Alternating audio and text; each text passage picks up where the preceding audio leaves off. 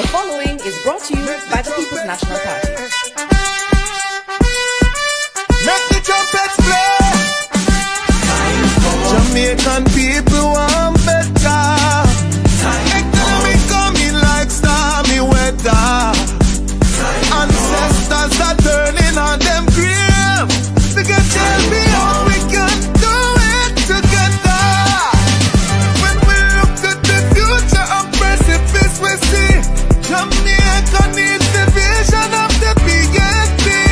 People said the bag of promises, them can't carry go shop. And the crime rate getting high, I wonder when it all goes now, comrades. Jamaican people want better. Economy coming like stormy weather. Ancestors are turning on them grave. We can tell me how. The proceeding was brought to you by the People's National Party. The scale of dealing with anti-corruption issues. So there is a learning curve that we are going through. What is important is that the government supports the development of the institution so it can accelerate very quickly on that learning curve and provide the resources so that they can move very quickly on the learning curve, and that the government does not intervene or interfere. And that message goes to the opposition as well. Leave the anti-corruption and policing agencies to do their jobs. I know why you come to me with that foolishness, you know. You elect a prime minister, and is a prime minister run the country. It is time we learn to hold our leaders accountable for their actions and stop making excuses for them. Stop making excuses. Otherwise, go elect the people who really run in the country. And I don't want the right start that stupid argument. Hold the people you elect accountable and stop making excuses for them. Hello, welcome. Blessed Friday. Blessed Friday to those in television land. Blessed Friday to all our silent supporters, and blessed Friday to everyone in the chat. Thank you so much as usual for tuning in. I really appreciate the continued support. Remember guys, when you come in, thumbs up the live, share us out if you can, and if you're new to the channel, please show us some support by subscribing. And again, we're sending out condolences to all the families who have lost loved ones during the passage of the hurricane, and we continue to pray for those persons who are in ground zero and are going through dire straits right now. So we continue to keep everyone in our prayers, and later on I will go over the information regarding sponsoring a family with the container homes. I'm in the process of setting up the GoFundMe. Hopefully I'll have it done for later. And then I'll start putting out the link so that at least we can start pooling funds together, so that once the logistics on the ground is complete with identifying the families, and as we get the information, then we can have something hopefully to put over to them. Right? So today's topic is Deliver Us from Evil with your host, Mystic Sensation, which is Baron and Anne-Marie. And hopefully we'll be joined by Melting Pot. He's having internet issues since yesterday. He's trying to sort out. So hopefully he'll be able to sort that out and join us today. But we'll see. Let me just welcome those in the chat. Beverly, Carla Ebanks, Unique Ray, Nora Harris, Dorothy McCoy, Sonia Ellis, Richard Patriots, Christopher Wright, Yvonne Joy, Dahlia Headlam. Welcome. Without any delay, I am going to hand over to Baron. All right. Thank you for that, wifey. Let me see. Once again, a big welcome to all my ardent listeners, right? Home and abroad, right? And of course, my condolences goes out to the friends and family, right, of the falling, and all those persons who are, going through, pretty much an extreme rough experience, right, as it relates to the passing of Melissa, right? No doubt we empathize and sympathize, right, with all the persons who are going through tremendous ordeal. No two way about that. However, my Jamaican people, we have seen the Prime Minister in his last press conference, right, trying to, explain his tardiness as it relates to his response in helping those who really need the much needed help. The Prime Minister, right, as it relates to many of us, had seen that the Prime Minister failed miserably, extremely miserably, right, to respond accordingly as it relates to the preparation of Hurricane Melissa and the aftermath of Hurricane Melissa.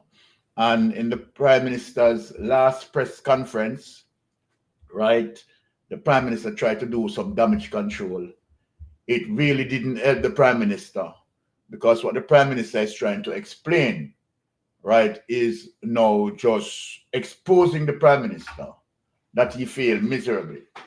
So I'm going to try to create a background in terms of, we have seen the PSOJ came out, right, and, actually speaking to the Jamaica Labour Party administration as it relates to their tardiness, because that is one of the reasons why the PSOJ came out, right, in terms of how they are dealing with, right, the aftermath of Melissa, right, in responding to the slow response to persons who really require the help, right? That's a callous failure, no two way about that. And so then that is the concern of the PSOJ, that is the concern of many of us. And again, the Prime Minister is coming under some tremendous heat. So when you see the Prime Minister coming out in the press conference, trying to, explain, as it relates to his level of tardiness, is to the fact that he's coming under tremendous pressure. And I'm going to show you the facts as it relates to the pressure that the Prime Minister is coming under.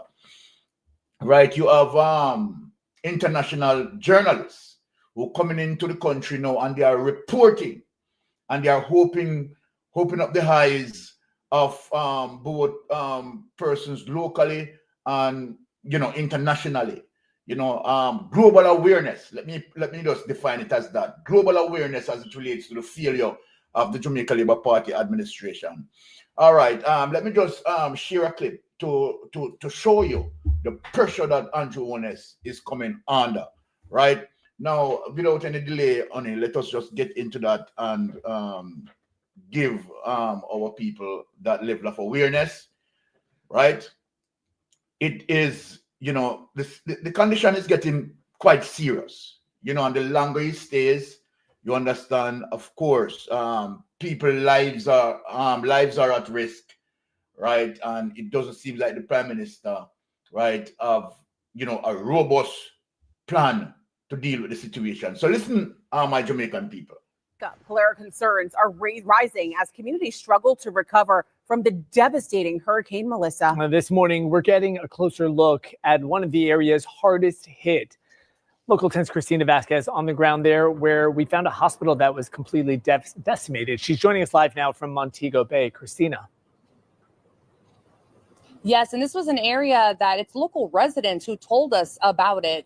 We just interviewed minutes ago before joining you live a local physician, and I have to tell you, out of all the substantial needs that exist here, there's no electricity, right? There's substantial structural damage. People lost their roofs, but they don't have tarps, so they can't mitigate against future water damage. But rising above all of that comes the issue of waterborne diseases. So this local physician nearly in tears because she's looking ahead, and she knows that the continuing, especially the area that we're in, which is in Montego Bay and then east of Montego Bay up to then the Hanover Parish. So Trelawny, Hanover, and where we are, there's still no running water in many parts, and there's no access to clean water. And in fact, there was one road that we were hugging the shoreline, and there's still floodwaters, and you could smell it. The air was thick with the smell of raw sewage, because when the storm surge came, it ruptured a lot of the sewage pipes. So now you put that all together and you have some raw sewage and contaminated water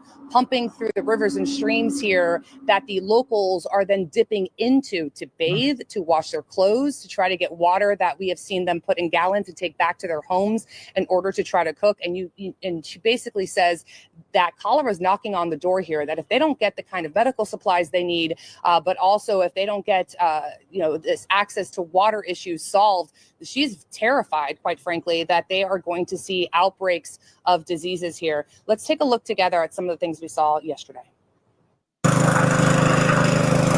Water to cook, water to wash clothes. Jamaica's Trelawney Parish, east of Montego Bay, is one of the island's hardest hit but least assessed areas. Zinc roofing wrapped around power lines, twisted cell phone towers. The medical centers on this portion of the island are completely destroyed. And in the capital town of Falmouth, this waterfront hospital, pummeled by Hurricane Melissa, is in desperate need of critical medical supplies. IV kits, sterile gauze, dressings, bandages. Parts of the roof have been ripped off, patient rooms in disarray, staff in place trying to treat patients. What do you guys need to be able to be up and running again?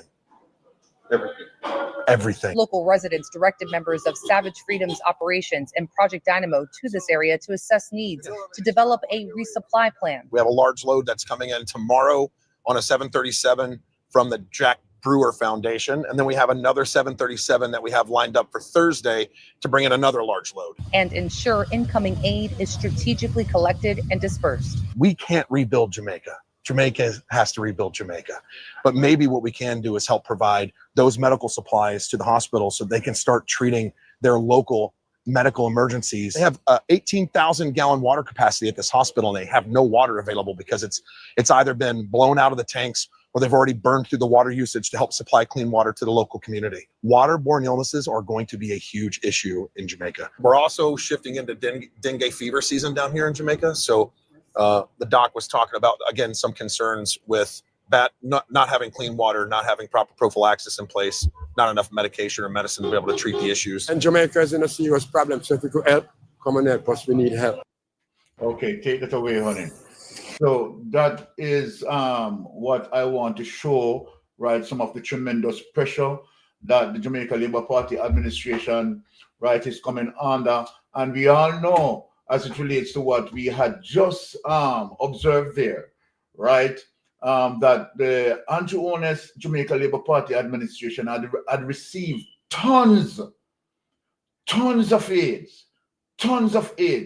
India had given roughly about 20 tons of aids as it relates to medical equipment and, gauze and all of that, all the medical, right, assistance that India can give. India had given it. And so then it is not a question that does the Jamaica Labour Party administration have these, right, in their position? They do.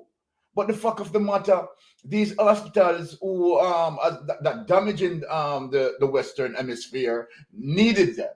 And somehow, right, these things that the Jamaica Labour Party have in their position is just not reaching them for some other reasons. I just don't know the reasons, right? And obviously they're talking about logistic problems and so forth, and yet they have helicopters. They have these things. So honestly, I don't know. Now, my Jamaican people, the next clip that I'm going to show, right, is Cooler's effort, right, in terms of going there where, the government is not going, and try to aid several people who need the aid, right? We see the Cooler's crew went in.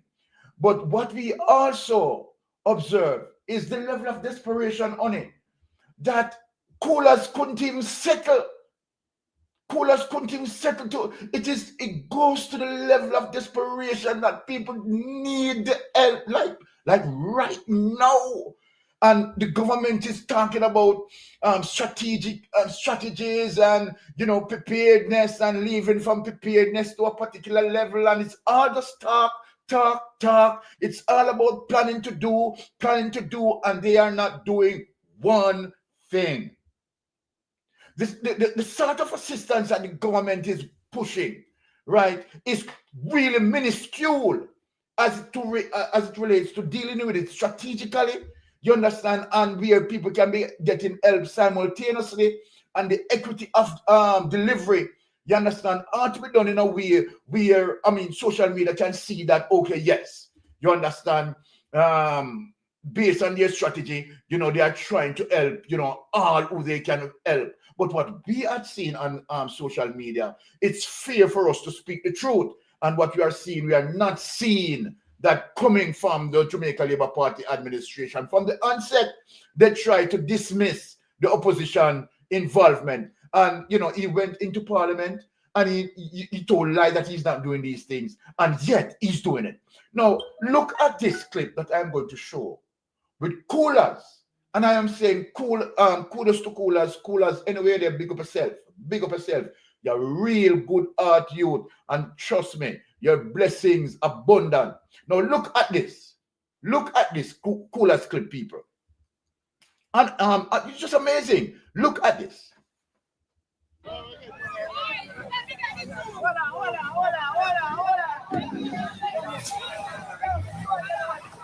Roots, get down and 2 man that fight you.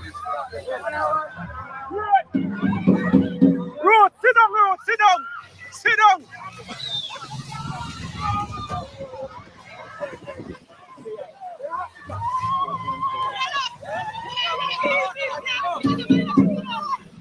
Roots, take time and send them off one now.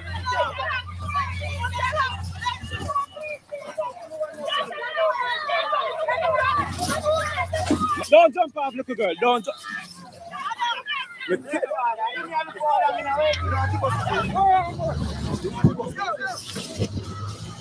Oh, don't jump off. Oh, Jesus Christ. Alan driver, take time. Don't jump off the chief. Don't jump off. Oh! I just want to say a big thank you to you all. Thanks for the food. Right. So I'm just taking a little piece of coolers, right, to show, right, Jamaica, to show the globe that the people are in dire need because they are in dire strait, right, and they need the help now. And all that we are hearing from Andrew Honest, right, is that they are going to, right, now this is we're talking about going 11 days on it, right, after the aftermath. And what we have seen persons like coolers, right, and others, right, even the gentleman who had called yesterday, right, who willing and wanting to help go in there, right. We are just not seeing the government making that effort. We are just not seeing, and yet, I mean, look, let us argue this. Coolers have no helicopters, right? Coolers have no Chinooks, right? Coolers help, right? It's totally minuscule from the amount of aid that the government have gotten. But yet, coolers could be able to reach them. And what the Prime Minister is doing, from press conference to press conference, and doing what? Saying what? How can press conference to press conference and all the preparation that you are talking about and rating yourself that you have you responded, right, excellent with excellent and all of that. Look here, Andrew Honest, people are dead. Well, you don't understand. The clip that I played, the first clip I played, you understand? Melissa damaged the water system and sewage leak out as it relates to the water main contaminated with sewage. And so then now we are looking on the surface, right, that we are going to have a cholera outbreak. Some serious bacterial infection that is going to be spread. And that is going to be further worsening the situation. If you're trying to rescue the economy, Andrew Ones, what you're doing just now, I don't see where you are rescuing, right, the economy as it relates to expediency. There's no expediency in your approach, knowing to the fact that people are dying. I heard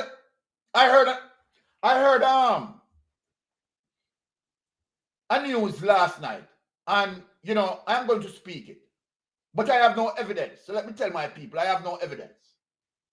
My Jamaican people, what I heard last night, right? Someone who lived in Westmoreland, she was crying out. She said she counted up to 60 dead bodies. Up to 60 dead bodies. I don't know if that information is true. I am just repeating what she said. But just let us process that for a while. Just imagine that Westmoreland alone, as according to her, has 60 dead bodies. Can you imagine what's the total is going to be as it relates to the corridor of Melissa? And why are we not getting the numbers shifted? We have been sitting at what, 32? Yeah. We have sitting at 32 For many days now. for many days. And yet bodies are being picked up. And yet bodies are being picked up. Right? People are saying that, you know, they have been living with the dead bodies, and it is not moving from 32. So let me ask a question now. Andrew Ones, are you trying to suppress the numbers, right? In order to what? To hide your slow approach, your failure? You can't do that, Andrew Ones. You can't do that. Why are we not getting an update as it relates to the true tally of those who passed as a result of Melissa? Why are we not getting the true tally? Obviously, we are not. And that 32, you understand that being hovering around for the past days, right? We need to be updated as it relates to the true numbers. And this is the thing with your administration. Try to suppress everything. And some of the things that you can't suppress, you try to create vacuums, right? Just like the murder rate in Jamaica. Or you try to create the different vacuums to put dead bodies in. Not to add them on the murder list. You can't be doing this. Right? And then guess what? You lower people to the false sense of security that your administration is doing this and your administration is fighting crime, and then you going out there and selling that. Not only that you are doing that, not only that you are suppressing the numbers, you are going out there and you are selling a narrative which is lie. That it is your administration that deal with crime, and then guess what? Other media pick it up, right? And selling that narrative out there that the Jamaica Labour Party administration bring down crime, and then guess what? You are the one, as it relates to your administration, suppressing the numbers just like how you are doing right now with Melissa. How many people died? Why you still have 32? We are not seeing the transparency coming from your government. We are just not seeing the level of transparency, and we know that is an MO of your administration. So then when we see these things coming out in front of our eyes and we can witness, you understand, that number 32, right, is a fake, it's false. And you are not changing it. Just to what? To hide behind numbers to make you look good. Then that is what you are doing with the crime figure. Same way. You're doing that with the crime and other things. Andrew Holness, you're corrosive. You're so corrosive. You're so corrosive. Now, let us listen to Andrew Holness. And I'm going to take him on. And I'm going to just expose him, the liar he is. Man, can't stop and come out of the light. Look here, people are dying, man. Look here. This have no time for no political spin. Because you want to look good. Stop it, Andrew Holness. Yes, let us play from the beginning and hear. Listen to him. Let us listen to him, Jamaica.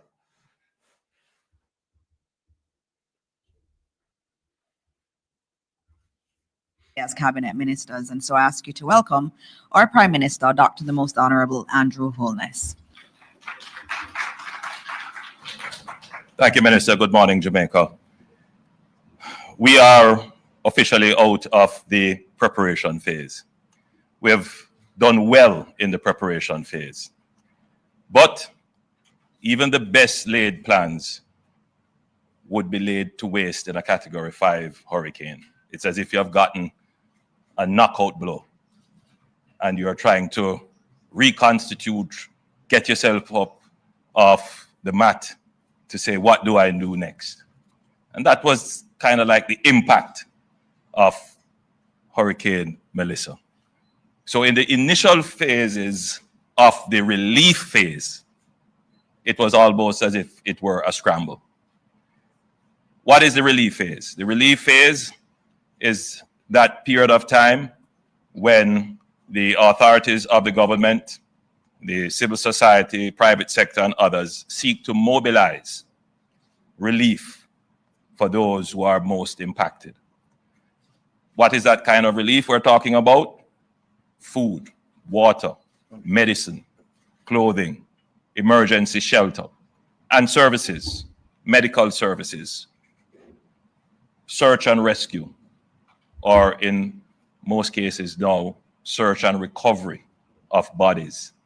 Other services as well, psychological and emotional, the mental health services. And in our case, the desperate effort to restore some form of connectivity. Because the loss of connection has also been significant, which adds to the emotional and mental health crisis that we face. Persons trying to get in touch with loved ones, persons feeling disconnected, who have, for almost all their lives, relied upon being able to pick up the phone and call a loved one. So in the initial few days, there was a scramble. And that scramble essentially was, my hand is up, I need help. And the system trying to respond to the loudest voices or the most frantic wave of hands. As of today, we are out of that phase. Now, a systematic response will take over in the relief effort. And you would see that the government has made certain actions to ensure that there is a systematic response. Let me say it in another way. I hear the cry of every baby that is now hungry in a community that is not yet reached. It goes to bed with me. And I have to think of it in this way. Do I try myself to jump on a helicopter with a package to reach the baby that is crying? Stop him. Make no sense. Garbage. And you know what? He doesn't realize that he's exposing himself. I am going to break down what the Prime Minister said. Jamaica, we all listen to what the Prime Minister said. You are going to tell me that today, when did the Prime Minister come out with that? Yesterday. That 10 days, as according to what he said, the Prime Minister in the preparation phase. I'm just repeating what the Prime Minister said. 10 days after landfall of Melissa, the Prime Minister in the preparation phase. And the initial few days, they were scrambling. The Prime Minister admitted that. The initial few days, they were scrambling. Now, Jamaica, let us reason. I would believe, as it relates to my cognitive brain, that the preparation stage would have to be prior to landfall of Hurricane Melissa. The preparation stage would have to be prior to the landfall of Hurricane Melissa. And why that would have been important? Because last year, you have gone through Hurricane Beryl. So if you are going to prepare Jamaica, I'm just saying what he said. If you are going to prepare, the military who is equipped to handle certain things should have now put on notice prior to landfall. Come on, Jamaica, we could think we are talking about the preparation phase. Because the Prime Minister just come out of preparation phase, you know. And as what the Prime Minister said, that today, right, is now in what he called or what he described a systemic response. That's what the Prime Minister said, you know, a systemic response. After 10 days, you know, the Prime Minister is now just going into a systemic response. No, this is crazy. We can't make up this. Anyway, we could go now. The preparation phase shouldn't have been, you know, after Melissa landfall. When the Prime Minister get the information and receive the information that Melissa is going to be a direct hit, all of the strategy should be rolling out in the preparation phase. One of the policies should be working in partnership with the opposition so that we can effectively working together and reach people, you understand, in a very effective time. The Prime Minister went and spoke with Anderson Cooper on CNN, right? And told Anderson Cooper that he would have been ready and equipped after the passing of Hurricane Melissa. The Prime Minister did not do that, and I am going to play it. So we are talking about the preparation stage. The preparation stage should have done prior to Melissa. In preparing for Melissa, you can't prepare after Melissa. I think if you're going to prepare, you understand, for an interview, you should have made that preparation prior to you going and doing the interview. I never know that, okay, you are going to prepare after the interview. Then, I mean, if you feel already. I don't understand how that makes sense. The Prime Minister, they make preparation after Melissa. Anyway. So the Prime Minister now in what they call, right, a systemic response now. And even though the Prime Minister is in a systemic response, right, because it took him what, 10 days to leave from the preparational stage to now the systemic response. That don't make no sense, people. That can't make no sense. And within the 10 days, the Prime Minister gets all the aid that he can get and have all the machineries to gain access to the people. And the Prime Minister wait for all of that, extend, as according to him, the preparation phase. And now is now moving into the systemic response. That don't make no sense, people. That can't make no sense. That can't make no sense. You know what's some my people. Look at this clip. So we're good at. Listen to the Prime Minister speaking to Anderson Cooper. Listen to the Prime Minister speaking to Anderson Cooper and see what the Prime Minister coming out now with is damage control. Foolishness. Foolishness. Absolutely foolishness. Listen to this. Now is the Prime Minister of Jamaica, Andrew Holness. Prime Minister, I appreciate you being with us. We've heard of 3 deaths, 13 injuries so far related to storm preparations. What more can you tell us about that? Well, people have been trying to prepare for the storm, and in preparing for the hurricane, doing what we have advised in terms of cutting trees and clearing debris that may cause greater harm. Some people, unfortunately, would have had accidents which would have led to deaths. But outside of that, the country is prepared. The government is prepared. All our agencies are prepared. And we believe that a strong preparation is very good and important for a strong recovery. What sort of shelters, what is the shelter situation for people in Jamaica? Take it away.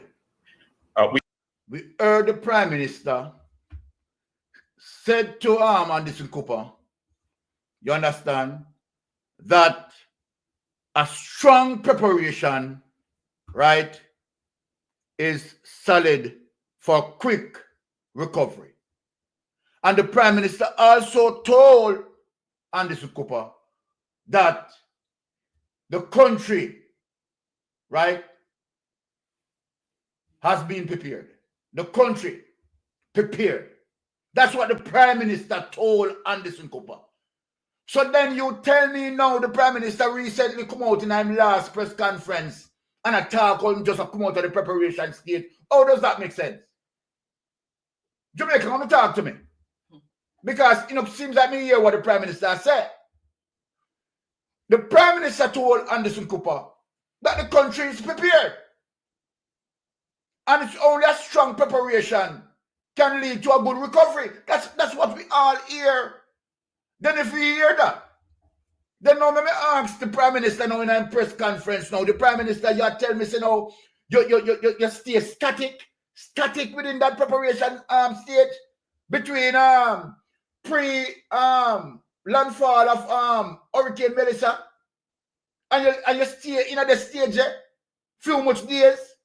That now you decide now, okay, all right, let me finally come out of the preparation stage now. Let me go in at the, what you call it, the systemic right response. Me don't understand why I go on this Prime Minister. Me don't understand why, me don't understand what they go on this, sir. Because you tell Anderson Cooper, so you're fully prepared. And your talk said, okay, being that you're fully prepared, you understand, it set you up. You understand? For a good recovery.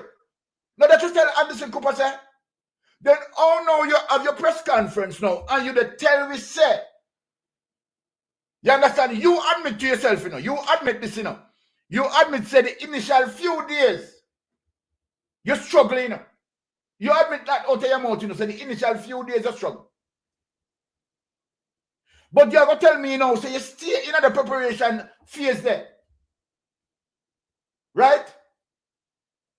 Before landfall of Melissa. And you recently now they come out of the stage now and going at the response, the systemic response. And that's to say, I'm not telling no lie upon you. I'm not telling no lie upon you. But look here now, Jamaican people. Make it expose the Prime Minister. The Prime Minister came out, right? And during his press conference, tried to do damage control. Gone in at the so-called systemic response. Let me show you something now. You know when the Prime Minister received them delivery, Remember, And yesterday I run out in a press conference and they talk all of them bullshit that why am I talking. Yesterday, Now, look, when the Prime Minister get in the ear them and get in the machineries. Look on this now, people. You don't tell me if the Prime Minister really and truly, you understand, really now walk on him head. The Prime Minister they walk on him head, man. You don't look on this now, people. Hear this, Van der Vaz. And look, Thankful for this huge shipment on this huge plane that has arrived here, courtesy of the U.S. government. And I'm understanding that there's many more to come, including a number of assets, meaning helicopter assets that can act as hospitals and also search and rescue and distribution. So this is great news, and I want to just send a signal of reassurance and confidence to the people of Jamaica, some of who feel that nothing is happening. Yeah. It's been 24 hours, 36 hours since the hurricane. So we are moving as fast as possible, but obviously logistics are always a challenge in the height and aftermath of a disaster. But this has given me great reassurance that the world loves us, loves Jamaica, and obviously is going to do everything to help us to rebuild. Take it away, let me talk to the people. I don't want all the people that miss the point. People, if you look on that and hear what Darrell Vaz is saying, it's 24 hours after. 24 hours after Hurricane Melissa reached landfall, you know. 24 hours, you know. So now, let us be reasonable.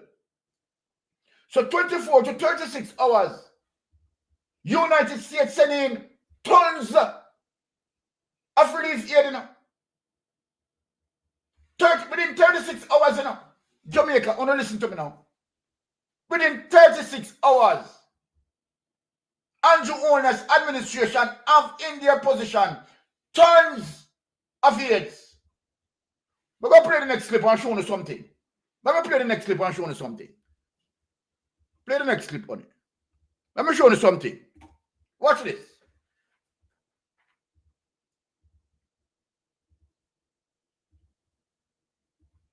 We don't look like people 6 days, you know.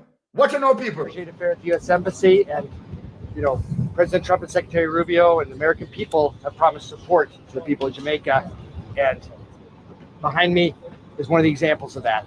These are very large lift helicopters, up to 11,000 pounds they can carry, and they're going to be working shoulder to shoulder with the JDF to get supplies out to the Jamaican people who we know are in desperate need, and we'll be right there with you. I want to thank the government of the United States of America and, of course, the U.S. Embassy here in Jamaica for the coordination. I want to thank all of the personnel that have come. This is 3 of 8. We're hoping that by tomorrow, the balance will be here, if not latest the weekend.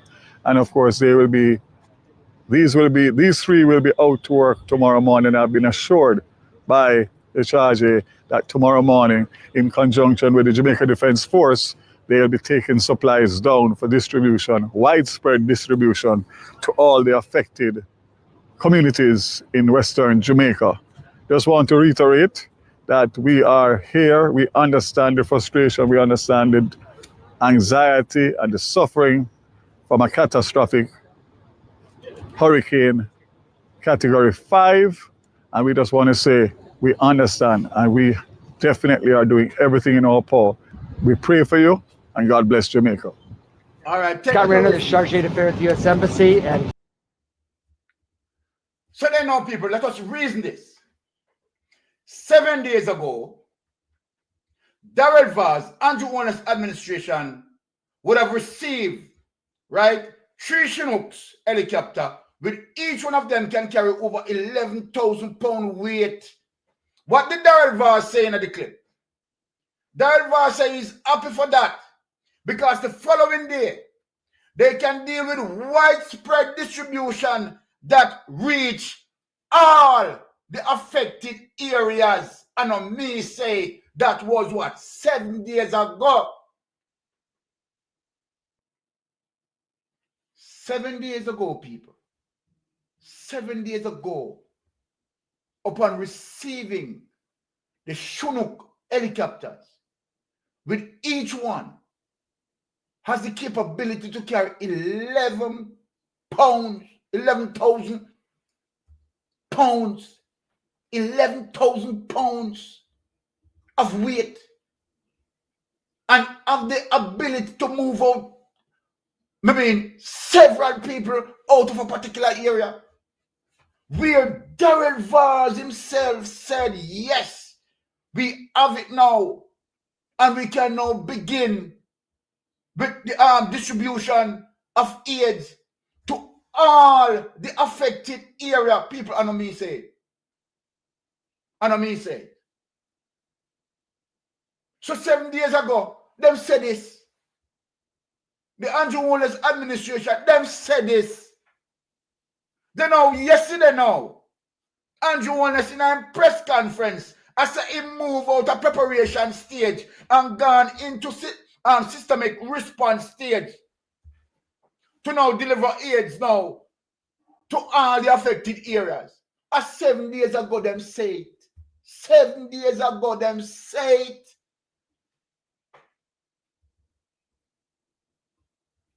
And so then, I am wondering, my people, what is going on? Because I don't really understand. What is going on? And so then, of course, what is going on bring all of us to serious concerns. And the serious concerns that we have is to say, okay, Andrew Wallace, what you have said as it relates to your press conference is foolishness. You have gotten those aids more than 7 days ago. You have gotten the equipment as it relates to helicopters, you understand, that have the ability to go anywhere, any terrain in Jamaica. You have that. And you're still in what? Preparation stage? You're still in preparation stage? How does that make sense? And you are now getting into what you call, you understand, that sort of response, systemic response stage. We don't understand that. We don't understand that. Now, let me show you in terms of the concerns. There's very serious concerns that we have. And we talk about equity in relief. And that makes sense in terms of we understand, right, what you are doing. Because what you are doing, Andrew, it seems like you are using the aid to gain political points and gain political mileage. And so then you choose to do the distribution in some areas, and I'm going to show you the evidence, Andrew Wallace. I'm going to show you the evidence. And so then what this seems to be, that in spite of the people facing hardship and their lives are on the line, you don't care about that. You care about gaining political mileage and using this, you understand, as a campaign stunt. Now, let me show you the evidence. Let me show you the evidence, Andrew. Because guess what? The systemic response you have spoken about, that is what we want you to do from the beginning. Simple means work with the opposition and work with any other, you understand, relevant authority so that quick response, right, can apply. We wanted for you to do that. You shouldn't be in a preparation stage after the aftermath, right, leading up to just now, yesterday, that you're going to come out of the preparation stage now and get in a systemic response to go and that is just bulls. That is just crap. Let me show you what you have been doing, Andrew, and it is because social media call you out, and you're under now international pressure, and you are also under pressure from the private sector of Jamaica. You are coming out now, pulling another political stunt, deceiving the Jamaican people. You are just doing damage control because you know what you have done is an act of cruelty. Let me show you what you have done. Look at this to show you that when we talk about equity in relief distribution, you weren't doing that. That was not your mindset. Let us show you. Here. In the interest of the government to have the highest level of transparency in what we do. There is no victory for JLP communities to have food and PMP communities not. There is no victory or vice versa. None whatsoever. And therefore, we will put in place every measure to ensure that whatever is given to us and whatever we spend from our budget, fairly done, everybody can see it, and everyone benefits. So as soon as we meet again by the next parliament, that committee should be in place, a special joint select committee possibly, that will look at the operation. It is in the interest of the government to have the highest level of transparency in what we do. Right? People want to listen to him, you know. You know what I'm saying in Parliament? Joint select committee, the operative word, possibly. Possibly. Because initially, what he came out and did was to set up a committee without the involvement of the opposition. People, am I lying? Am I lying? So here now, because he's under pressure, you understand, talking about setting up a giant select committee, right? But him use the adverb, possibly. Now look at that. Possibly. You see how vicious this man is? Now let me show him the evidence that he's not dealing with relief distribution in an equitable manner. He's not doing it. Let me show you the evidence. People, look at this, people. Look at this, my ardent listeners. Look at this. We are going to have Mark Golden. Before we show that, hold on. Before we show that, we're going to have Mark Golden speaking the truth of what is happening. And I'm going to show people the evidence of what Mark Golden is speaking about. Let us hear Mark Golden. Also demand transparency and fairness in the distribution of all relief. The relief must get to those who need it, prioritizing those who need it most, whether they be of whatever political color or whatever demographic group they may belong to. They are all Jamaicans, and they are to be treated equally in this time without any form of discrimination or tribal politics coming into it. And we want to stand for that. There can be no place for partisanship or profiteering by political insiders or others connected to them at a time like this. It requires good governance, inclusive governance, authentic communication, and everyone working together. We must also demand transparency and fairness. There's no level of fairness. There's no level of fairness. Andrew Honest, your government is just a crooked government. Because we have seen now where the Chinaman who had gone to Colonel Charles Jr. house, right? And gave him loads of relief supplies. Why did the Chinaman go to the house of Colonel Charles Jr. to give him loads of relief that's supposed to go to the people? That's what Mark Golden is speaking about. We shouldn't be profiting on the people's circumstances. We shouldn't be doing that. We shouldn't be looking to do that. And let us talk about in terms of what Mark Golden have been speaking about as it relates to equity in distribution. Let us look on this. And I'm going to show you something as it relates to your wife. It is your wife started it. Look at this. Look at this, Andrew Honest.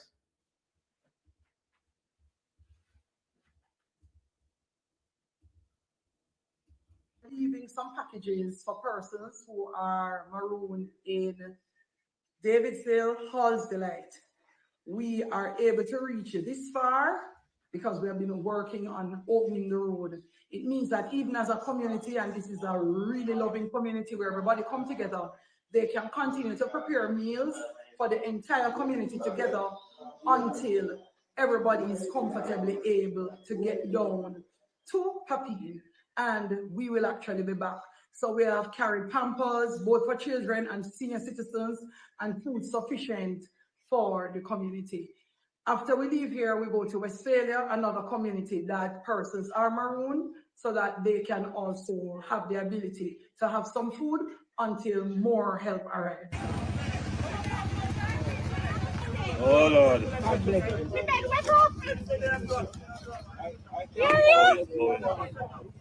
Something good. Me a move out. I can move out.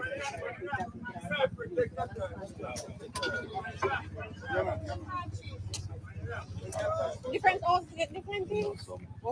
The baby. Different house.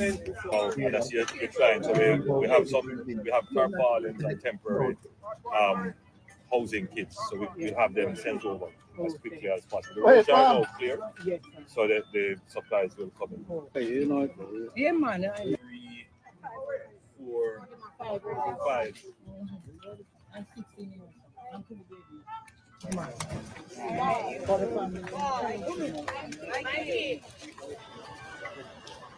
We are here inside. We come in with a team led by Massacre. Want to thank the support that he has been giving for the relief. Take this away. So let me ask. Right now, Prime Minister, right? You carry a team, right, with your wife. You understand? Making sure that she take care of her people in her constituency. You see, your wife has done that. I'm not saying that it ought not to be done, but what we are talking about, you understand? It must done in an equitable manner. An equitable manner. It is not only GLP get affected. PNP get affected too. And every other people, I mean Jamaicans get affected. Jamaicans get affected. And yet, we have seen, of course, right, Massacre, right, went, and of course, their delivery was streamlined. Looking out for what? The Jamaica Labour Party supporters. Eh? And where you people now is doing photo up, all them something there. That can't right. That's why I'm saying to you, Prime Minister, from the onset, in terms of the preparation, you should be having dialogue with the opposition. You should be having dialogue, right, with people from the PSOJ. You should be having dialogue with all persons, you understand, to deal with the situation in a fair and balanced way.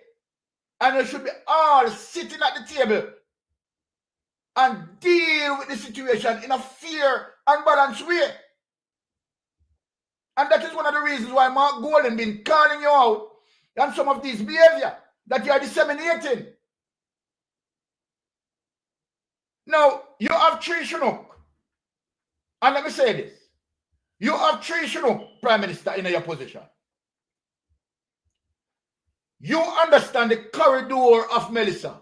Let us reason now. We are reasoning fairly now, Andrew Honest. And for you to show transparency to the world, why you don't divided the corridor equally and place, right, one Chinook, right, respectively, dividing the area, you understand, in 3 categories or 3 units, whatever you want to call it.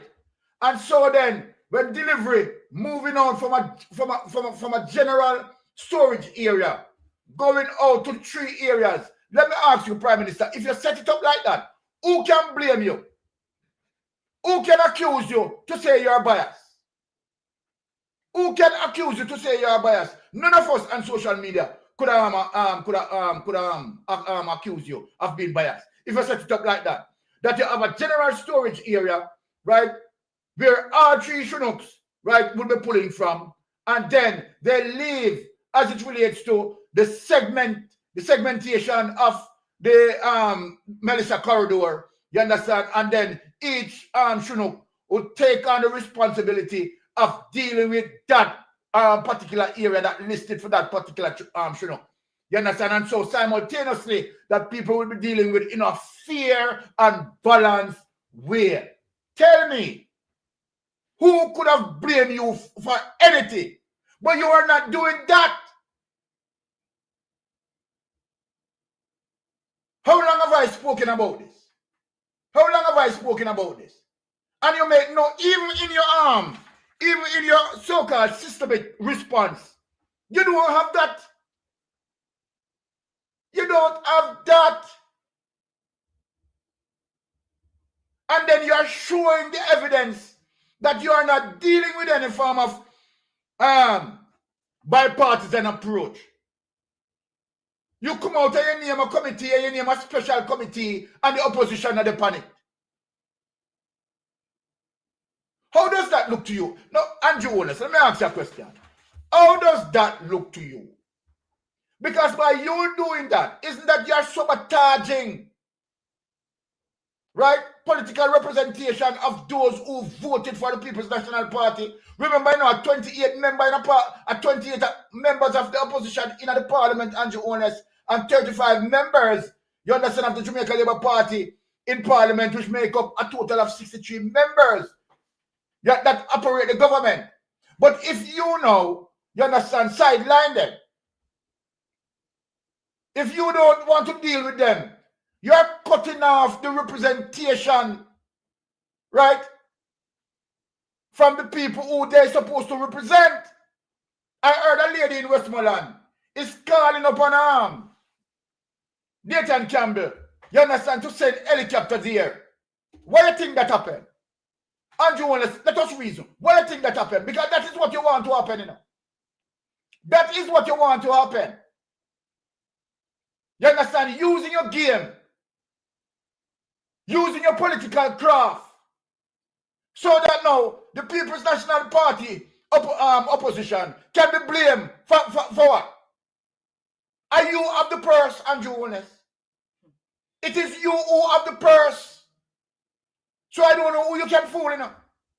It is you who have the purse, and sometimes when I hear some of those comments and people blaming, you understand? The fact of the matter, the Jamaica Labour Party administration has the purse, and it is the government who need to set up the giant committee.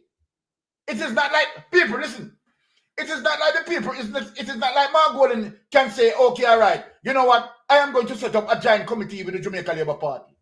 It is the Jamaica Labour Party is in the administration in terms of power. And so then you need to make sure that, okay, if you are dealing with checks and balance and being fair, set up a giant committee, and that have to include, you understand, the opposition. Because we are dealing with Jamaica. This is not politics time. People are suffering. It is about saving a life. That is what it should be. And the focus should be, try your best in saving that life that want to be saved. This is not the time for politics and the time for trickery. Even the PSOJ is turning away from you because your politics is now affecting them. Can I say something? Yes. Where this all went wrong is when Andrew Holness and his ministers are going out to they themselves distribute the aid to people. This should be done by other PEM people. Then it won't look so... The politics would move away from it. Political. All they would do, go in, assess their constituency for damages and whatever, go back, plan how they're going to help and whatever. But they should not be on the ground issuing anything to anybody. We have an institution called ATPEM. We have people who can volunteer to do these things. Why are they taking over everything from ATPEN, and then all you see is these ministers doing photo ops with giving people things? Because they are taking a political side to it. You understand? They want every time you look on the every time you look on YouTube, is not doing anything, and that is the political optics of it. Because this is what they are doing.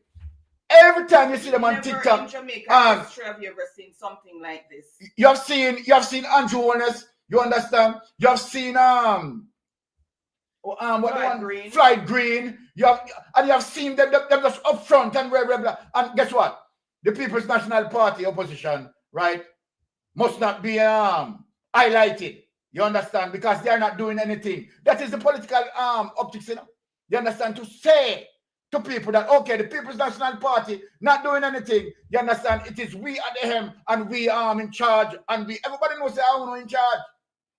But this is not time for politics. You look at the political optics behind Juliet Holness when she was giving her little, I don't know what that was. You see, she have all these packages lined out behind her for the photo op. Exactly.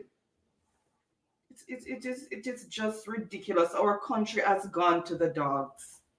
And this is really crazy, people. When I said not meaning to insult the dogs, because right now they're behaving better than the Labour Party. Right? You can't put politics over saving people's life, and that you want to gain the political momentum. You understand? You want to build a political narrative that the Jamaica Labour Party is active and the Jamaica Party is doing this. And because Andrew Holness, meanwhile, you know what people need to understand, you know, when he was talking to Anderson Cooper, he's telling Anderson Cooper, you understand, that his preparedness, you understand, was excellent. When he started this thing, the man already graded himself without we don't even know the total damage of Melissa. The man had given himself A-.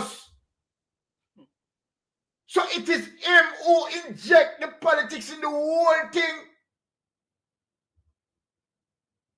This is crazy, people. And people are losing their lives. But he has no conscience. It's all about him. It's all about him. Right?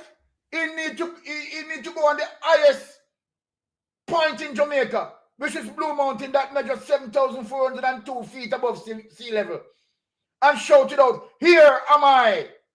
I am the one who is doing this. It is me and me alone. Why not going up there go say it?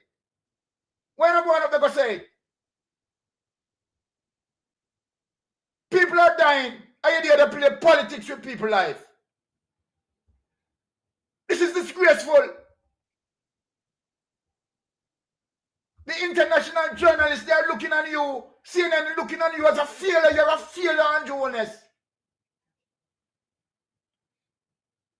Yes, you have reached Mystic Sensation. Please go ahead, caller. Well, go on, bossy. Blessings, my brother. I'm going to say something still in about, but I know if you're going to take it still in about. No, man. You see Margolin? Yes. You see Margolin, you see if Margolin had changed his stance for Andrew Holness, Margolin would have never ever see the parliament as prime minister. I don't think Margolin realized how manipulative the prime minister is.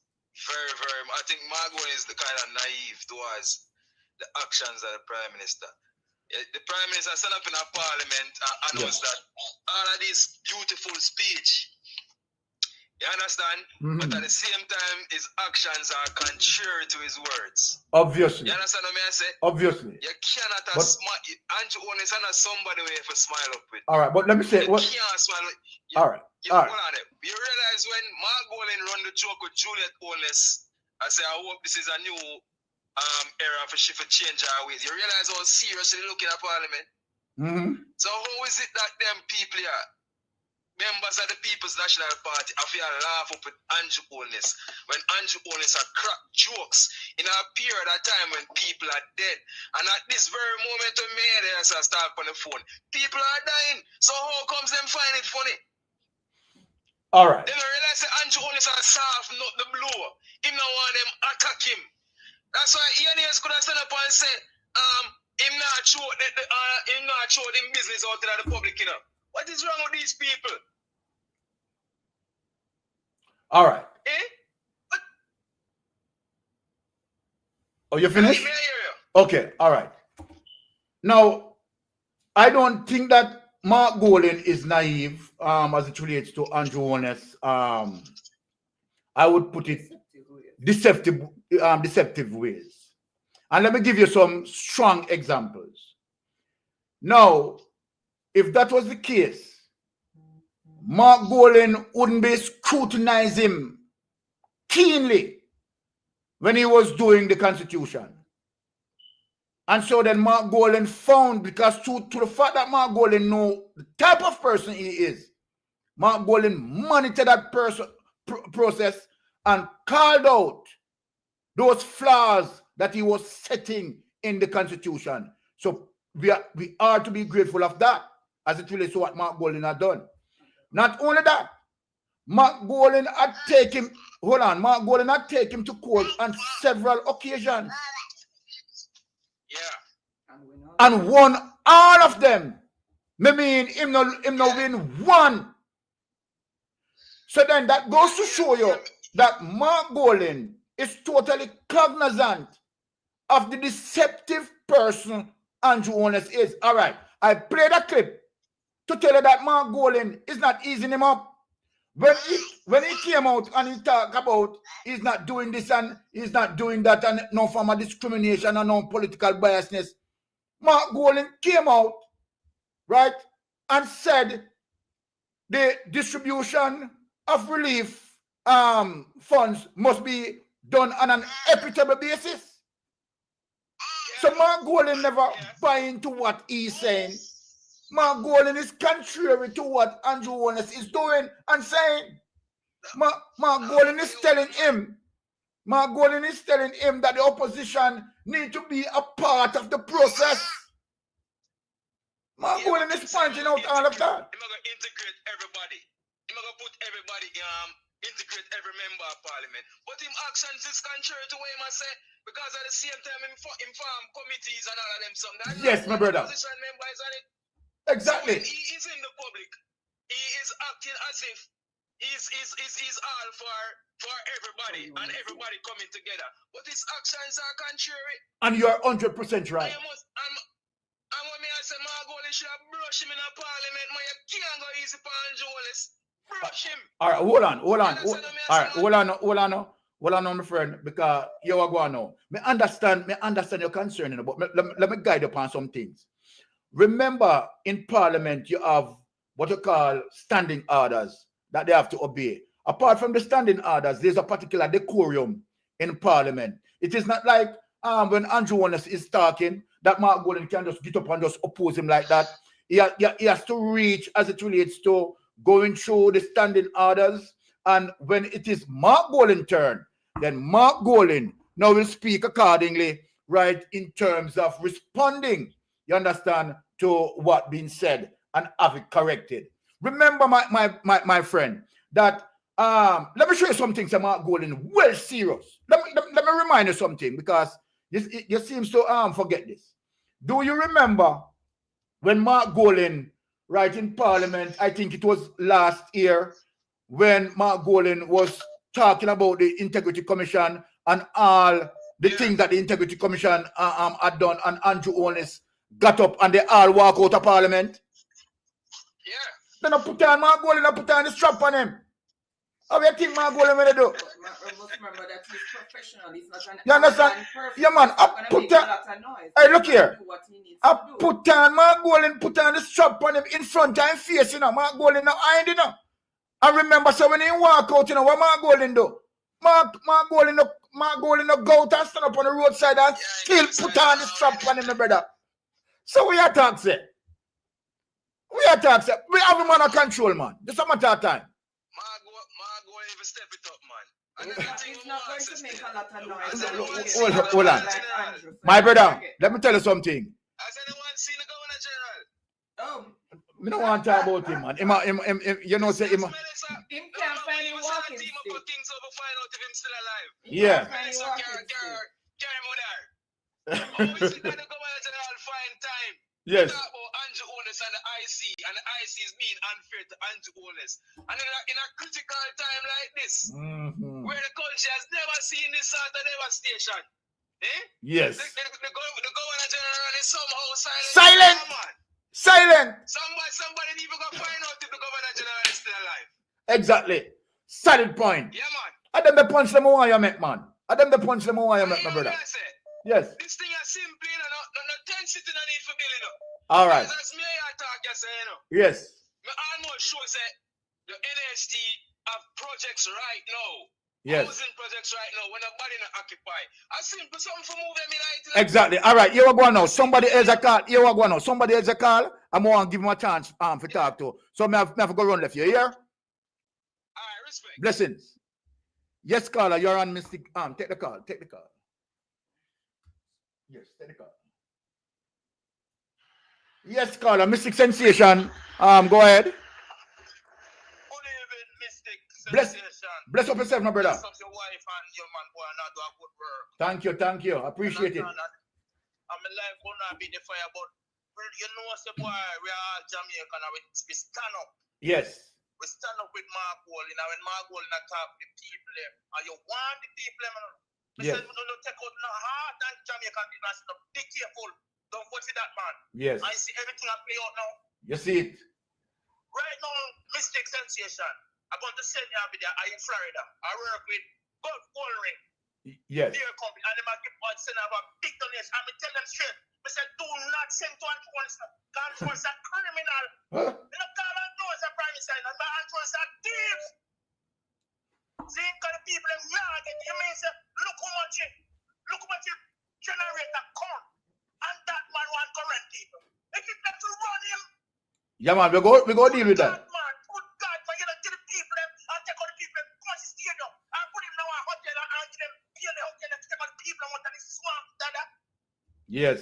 Yes. God, man, look, boy, I tell you, say, boy, when I hear, when I beat it to the people, man, the people just know I realize, some just a wake up. Yes. They say, no, it's not about do not take who is champion, who is that. Just listen, vote for the better, and the children, and the grandchildren. Yes, my brother. And they see the water what the man are getting now. They see what they are getting. Yes. Bitter medicine. Bitter If medicine. the people do not rise with Mark Ward, I say Mark Ward, we're going to rise with you. Now is the time that to stand up against the Mark Ward and brace the man with the man can't do anything to them. If they don't stand with him, we're in trouble. Yes. Agreed. Fully agreed, caller. All right. Now, if we go run left fast because me have another caller come in, I'm going to give him a chance. Big up yourself, my brother. Yes, sir. Yes, caller. Yes, caller. You're on the Mystic Sensation. Please go ahead. Yeah, good afternoon, Mr. And good afternoon to your caller. Blessings. Yeah, I want to say a couple things. I hear the caller. You're a bit low. Speak up a little louder. You're a bit low. Speak up a little bit louder. Amplify it a little bit louder.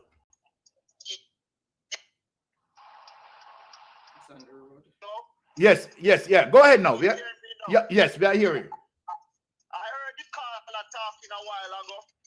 And let me tell you what everybody is saying, Misty. We're not saying that Mark Wallin is soft and Andrew Holness. What we are saying is that certain things that happen with Andrew Holness should not have been allowed to slide. Like Andrew Holness being under investigation for illicit enrichment and still sitting there. Questions like, why has the IC charged other people such as Dwayne Vaz and Andrew has not been charged? All right. Questions like, why we have like the guy from Kingston who defeated McGregor, who they created a company and held the name of the company, and these people are allowed to stand. You see, people are not saying Mark is soft enough, but what people are seeing is that Andrew is allowed to get away and have his own way. When we watching the hurricane and we could see that nothing was prepared, everything is being made up as we go along. And we have the perfect example. None of the shelters, nothing in the shelters was in place. Whether it be bedding, it be food, nothing was in place. And now that you're seeing, when the food is there, the food cannot be distributed because none of the government agencies are not working. The NWA is not working. The Army is not working. So when we look now and we see they make a change and put another Army person in charge of the ODPM, and move it into the Prime Minister's office, we are going to be in more problems, because you're looking at a lot of the places in Jamaica are being run by people in the military, and it's not working out in Jamaicans' favor. A lot of the agencies are not running, and we are getting nothing. We're having nobody being fired. So that's my 2 cents, sir. Well, let me just respond to you, because of course, I know that you want some response from me. Now, let me say this, Carla. I will agree with you, right, in terms of, all of the things that you have said. So just let me say that. But let me just reinforce this. Because this needs to be reinforced. Now, as it relates to Andrew Holness getting away with all of the things that he had gotten away with, me, myself, is going to take a parallel line with you. Because when you look on the statutory declaration of the Prime Minister not able to be certified and will never certify, the Prime Minister, right, should have stepped down, or civil society, right, should force him out. All right, but this is where now I need to explain to you. Mark Golin opposed that. Mark Golin said it loud and clear that the Prime Minister, you understand, shouldn't be holding political office, having all of that over his head. Mark Golin said it clear. Now, let me say this also to you, that who you need to blame for all of this is one of the institutions that is coming out now, because Melissa eating them pocketbook. If the private sector of Jamaica, let me give you some information now, my brother. If the PSOJ and the umbrella group of church, right, did come out against the Prime Minister, the Prime Minister would have to bow under the pressure. It is the PSOJ. It is the PSOJ, right, who hold a substantial power as it relates to the controlling of the economy. It is the PSOJ, right, who can put pressure on him, the umbrella group of church. And guess what? You and me, who need to gather out there and take a responsibility in terms of, marching, you understand, to say that, okay, all right, so such is the effort. But guess what? It will not happen as it relates to that, because we are so politically polarized. A lot of people in Jamaica support the Prime Minister with his thievery. As a matter of fact, some people love what he has been doing, and they support him. And let me say this, Mystic. I agree with you, Mystic, but this is where I take a different course from you. Yes. You see, sometimes some of the things that Andrew Holness get away with. Yes. Mark Golin and the People's National Party should not rely on the PSOJ. No. Hold on, my brother. Let me stop you right there. Let me tell you something. Mark Golin has to be careful in terms of a perception that will be twisted politically to say that he's overthrowing the government. Look here. Hold on, my friend. Hold on. Let me tell you this. If an Andrew Holness, right, will spin that narrative to say that Mark Golin want to effect a coup, you know what that means? I understand. Okay. That's why we want to say Mystic. Yes. Mark don't have to do anything than use the same playbook that Andrew used. You see that playbook that Andrew used on Azan? Yes. When Azan never took $1? Yes. And he said he's not working with Azan? Yes. Those are the things I'm talking Mark should use. like this is another example.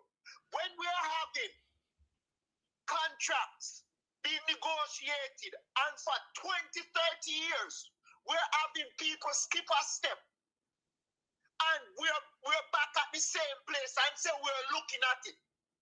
Those are the things I'm talking about.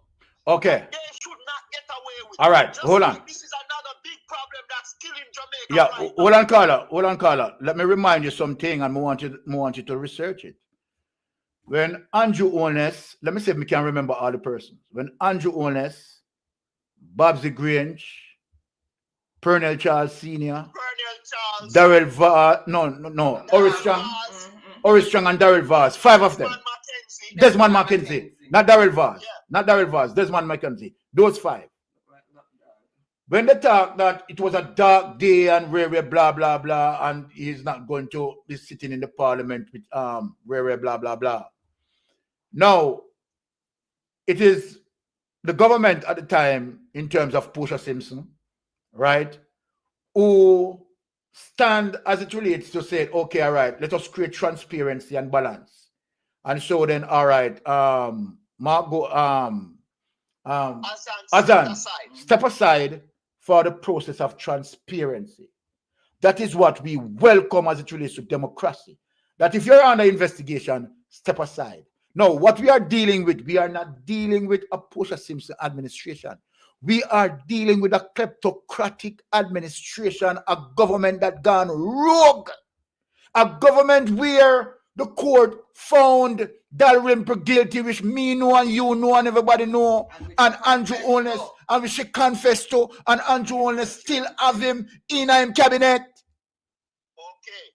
So then I am saying to you, right, that the government would have to decide that, not the opposition. The opposition don't make those decisions. Okay, I totally agree with your mistake. Okay. And I'm gonna add this piece to our conversation. Yes. You remember back in the day when we had PWD? Yes, Public Works Department. Okay. Why is it we have the National Work Agency? And the National Work Agency now is operating like a contractor, supervisor. The National Work Agency, we have 14 parishes in Jamaica. Why is it back in the day PWD used to have tractors, sweepers, front-end loaders, every equipment? Very solid point. And people working all year round with PWD.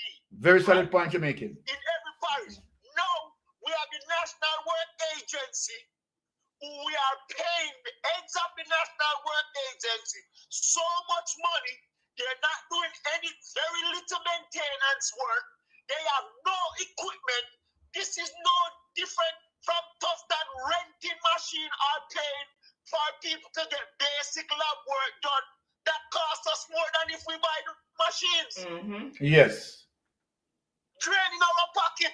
It's no different from the solid waste management. They are spending more time picking up commercial garbage than picking up the garbage for the regular people. All right. Wonderful point, my brethren, but me have to run left you now because me have another card at the can.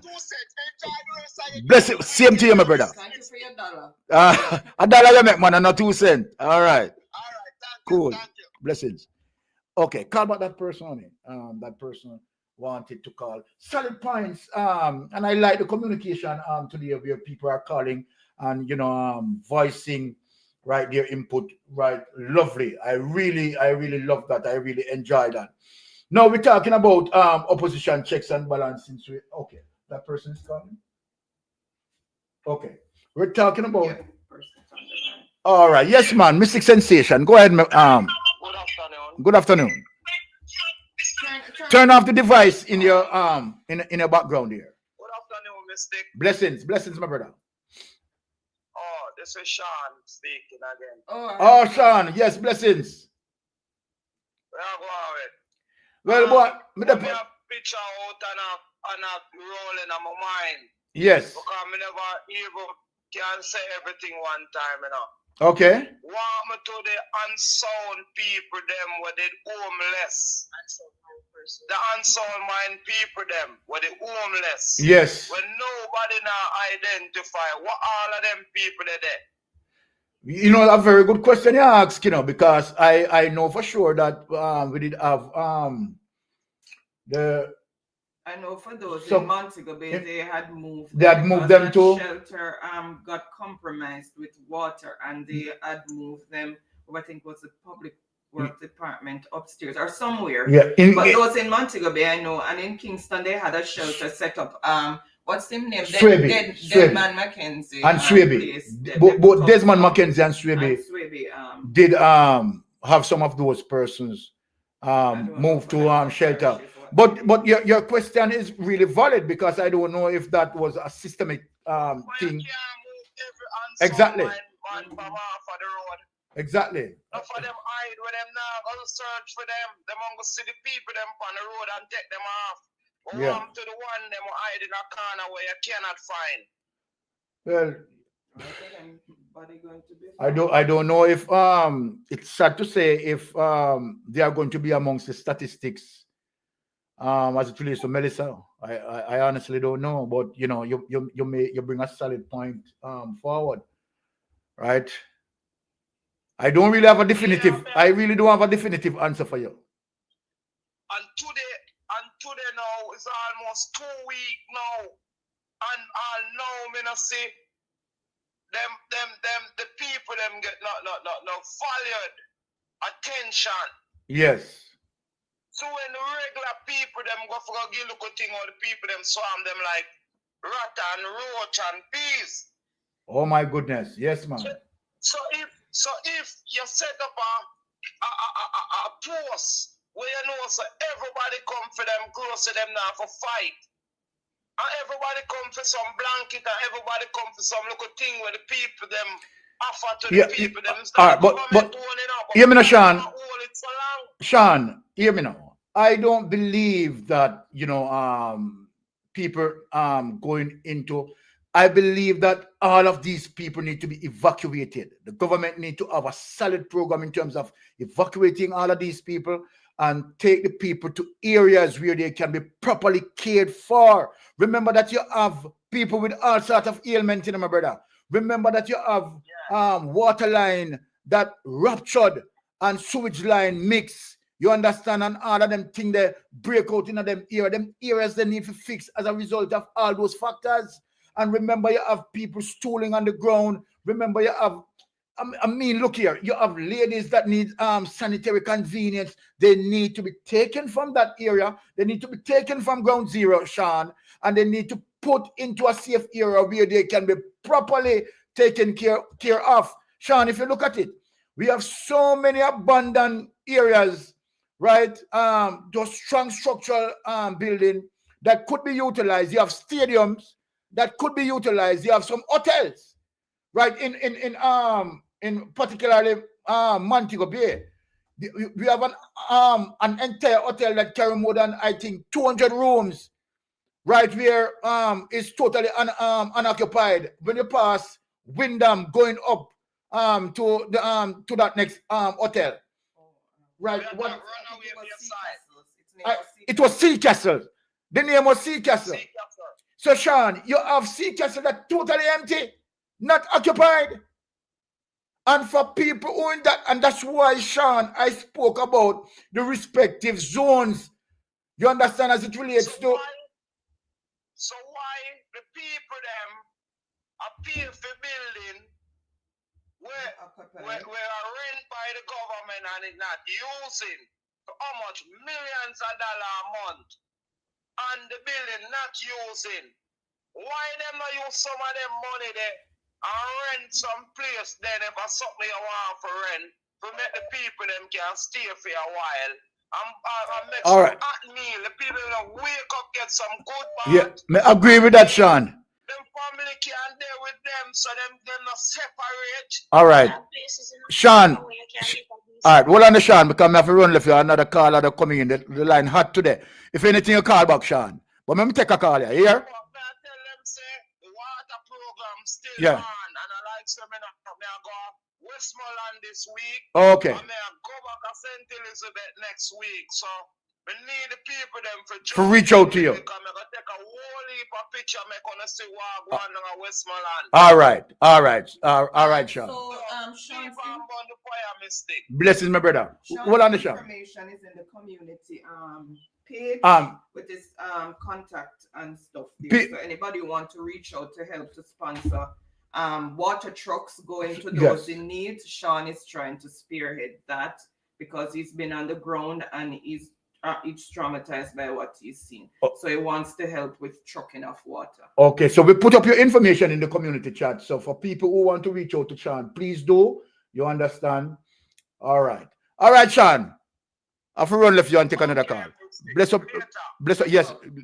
Later, my brother. Bless up.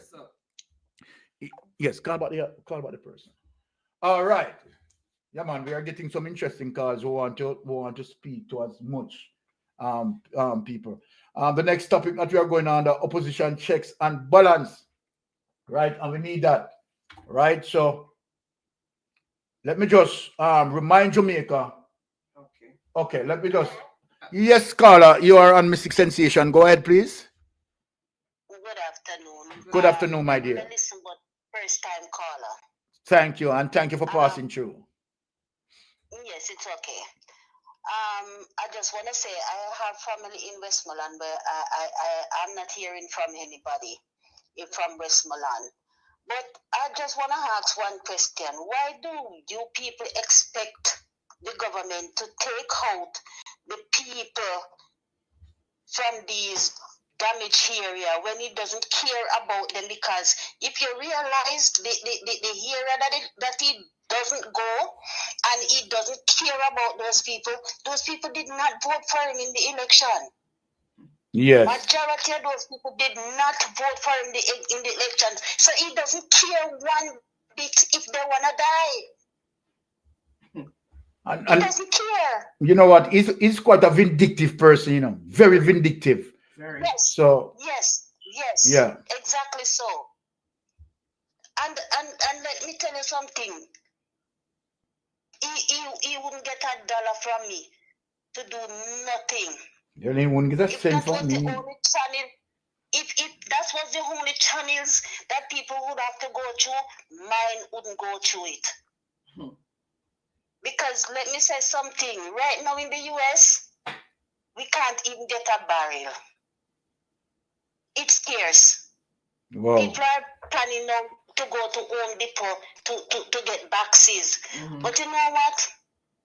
God help me, and I could get to send off my stuff Saturday gone. Hopefully it reach, you know, for them to get something for my family now that I can hear from to get something. But listen, this government does not care.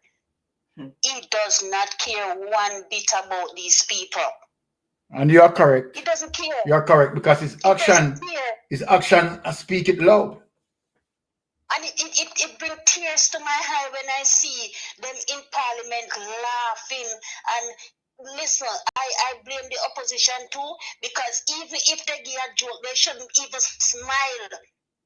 Let them feel like they are in what they are doing. It brings tears to my eyes.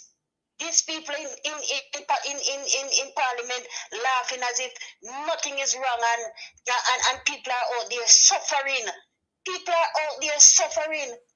Well, it is serious time. Imagine if people that are out there sleeping under no roof and the rain came down. But listen, let us look for a breakout in Jamaica. It's gonna be worse. As Andre Stevens said, prepare for what is to come. Prepare for what is to come. It's gonna get worse. And based on what Andre Stevenson said, right, what seems to be quite obvious, right, because as it relates to the area, right, as water line burst, sewage mixing with this and people stooling all over, and you know the level of contamination. I mean, come on, I mean, anyone, you understand, can deduce from that.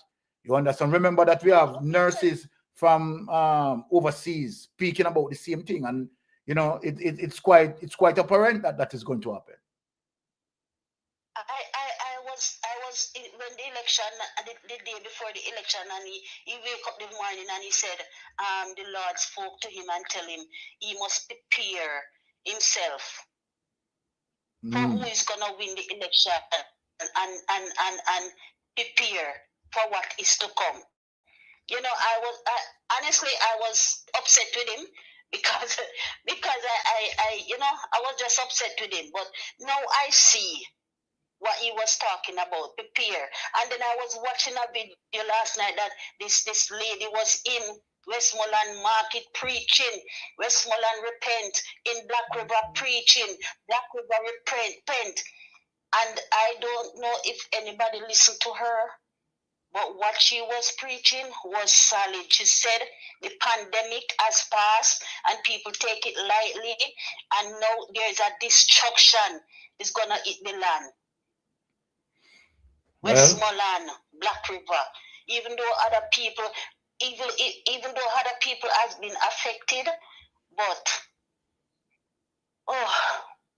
I have family in Westmoreland, I have family in St. Elizabeth. Yes. I'm originally from Portland, but my father's side of people is in St. Elizabeth and my mom's side of people is in Westmoreland. So, but I mean, but let me ask you, how is your family doing? Are they seriously affected? I can't hear from anybody from Westmoreland. Oh, you said that. Yeah, you said that. We can't hear from anybody. I hear from a few, and the family tree that we had. I hear from a few. Yeah. In St. Elizabeth. Well, the roof is gone. The roof is gone, but they said, thank God we are still alive. Okay, amen for that. My family in Portland, they are okay. My daughter, my mother, my sister, they are okay. Yes. Just get a little shake up, like the roof just like lift, but didn't come off. Yeah. You know, and I'm happy, giving God thanks for life. We are in ISAT BUCHANAN constituency. Yes, and I know he's doing his best. Exactly. But sometimes when I hear, even when Sean called the other evening, I was crying. I tell you that I was in the kitchen and I break down. I cried like a baby. Oh my goodness. All right. Cried like a baby. Boy, sometimes I tell you, it's touching. God. It's touching. God understand. All right. And God will take us through. Yes. We have to act. Bless fast and act. Yes. God bless you for taking my call. You're more than welcome. You know, I'm just gonna be somebody else. I try. All right. Thank you, my sister. Blessings.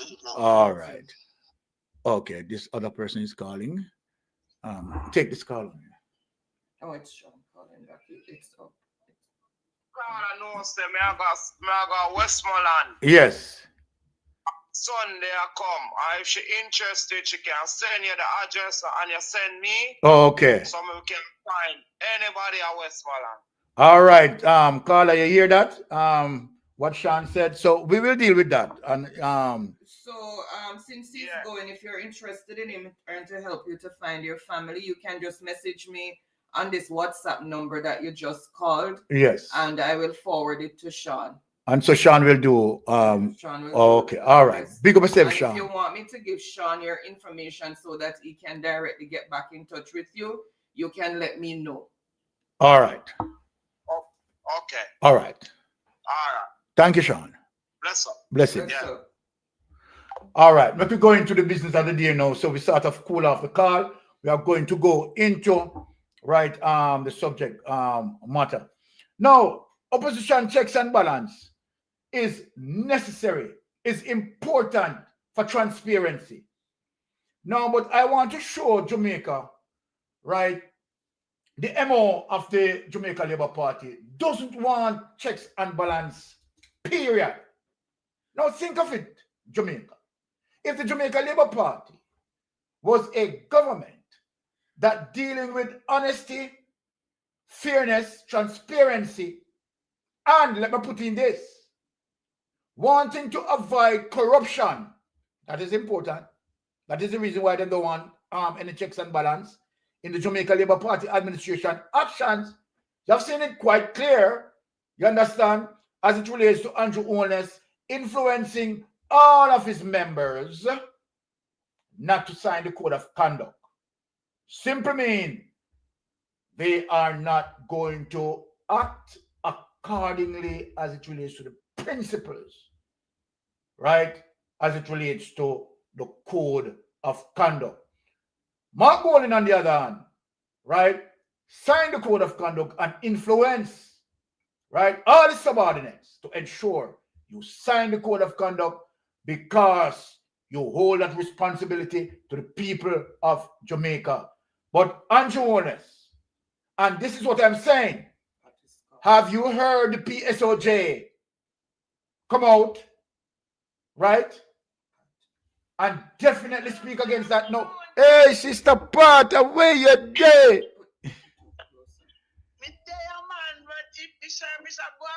All right. Blessing, my sister. I don't know if you hear yet. I have to pass on a message to you. You talk about things. Understand, say Belgium put out on the social media, so they said 407, something like that.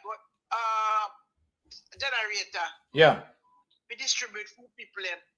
And the Prime Minister said, him alone 50. Him alone identify 50 or 5, whatever. Yes. But alone him alone generator them. I hit this, right? Okay. But, all right. India also sent generators. Yeah, man. We are going to get into that as it relates to the generators. Not only because a lot of people don't know. Not only Belgium, right? India send the JLP administration generators as well, or send the government generators as well. Not only Belgium. So if they only hear about Belgium, I'm going to show them. Oh, she got cut off because our reception. Okay, all right. Let us get into some of that. Let us bite into some of that. Hold on. Did I give you the thing with the Belgium? We never give it that one there. Oh, that's for tonight show. Okay, all right, people. Let me see. Yeah, people. The Belgium thing that we are going to discuss with India, that is for later show. You understand? Because we can't give in everything. But interestingly, it is not only 400 generators. So later show lineup. You understand? And we are going to dig deep into that. Now, let us talk about the opposition checks and balance. Let us go into the Jamaica Observer. And, you know, I want to read this to show you that the People's National Party, right, is just not sitting down and just not, you know, opposing. They are opposing Andrew Honest in every way. Let me show you strong signs of that. So let us put up this on it. Jamaica Observer, Parliament power struggle. You know, hear that? Yeah, man. So don't think that Mark Golding, right? Remember, I know. Let me tell you something, people. Let me want to know. Over and over, I am telling you that silent river run deep. Right? Silent river run deep. And so then we have to, you know, you know, Mark Golding, right, when we talk about the level of decorum, yeah, he's going to exhibit that. You understand? Remember, you know, Mark Golding is it's there, but when I click on it, it's causing the screen to go in and out. The document is there, but it's not allowing me to open it. It was open. So what is happening? So when I click, everything is going out and coming in. Page is unresponsive. Okay, all right. They don't want me to show the people that. Well, let us talk. Okay, all right. So let us share this with our people. This is what just happened a while ago. Oh, okay, I got you. Yeah. I got you. All right, I got you covered. All right, good. Awesome. So let us show people, you understand, because many of you don't know, and I want to bring you up to speed, right? That we have 28 members of parliament on the opposition side, and trust me, when the things that them play, then now play. whosoever thinks them a play, them not play, them not no planes. So let me show you. Here it is. Parliament power struggle. Government opposition tussle over composition of committees as House meets for first working session. So let me tell you something. People's National Party opposition now play. Don't believe it is not, and that's why I have to come out with them sort of document, you know. You understand? For show yourself, listen me, we not play now. We not play. A lot of people don't even know them information, yeah. So me I show you what Mark Golding, right, is doing. That the integrity boss, not playing. See here, government opposition tussle over composition of committees as House meets for first working session. So we now play as we start, as the day start, as the first ball bowl. You understand? We are dealing with them. Government and opposition legislators engage in a verbal tussle over the composition of Parliament's sessional committees. In particular, who should chair them during Tuesday sittings of the House and Representative. People who are not going to away. And this document we want to go through because we'll have a meeting of this. Now, the back and forth started in the wake of a motion moved by leader of government business in the House, Fly Green, to name members to the committee. You know, watch it now, people. This has been a contentious issue dating back to the last Parliament when Prime Minister Dr. Andrew Holness broke with recent convention because he want on checks and balance, you know. You understand? So he's now shifting from the norms, from the political norms, or parliamentary norms, right? And appointed government members to chair most of the sessional committees. You see it? If they want no checks and balance, if they want the opposition, you understand? So this is what he had done. You understand? Want to take over those oversight committees or those oversight bodies. You understand? Not to have an insight of what he's doing. Now, let me tell you what we are fighting for, and let me show you. You understand? Say, we don't play. Now, the exceptions were the Public Accounts Committee, and that is a very, very critical committee, my Jamaican people, very critical committee, and the Public Administration and Appropriation Committee, and that will again be the case this time around because we are fight for. We are fight for because we want checks and balance. These two committees, let me talk to one people, particularly the Public Accounts Committee. Every government expenditures, you understand? These are this committee, you understand, oversee of oversight where that is concerned. So they know definitely as it relates to the expenditures of the budgetary plan and all of that. So you must understand how important these two committees are. They are very important to keep the opposition in checks and balance. And these are the two committees that we want. And PNP get them. I want to tell the people, we don't play. We don't play. Among other things, the opposition members argue that the government risks blurring the lines of the separation of powers doctrine, of course, resulting in less transparency and accountability.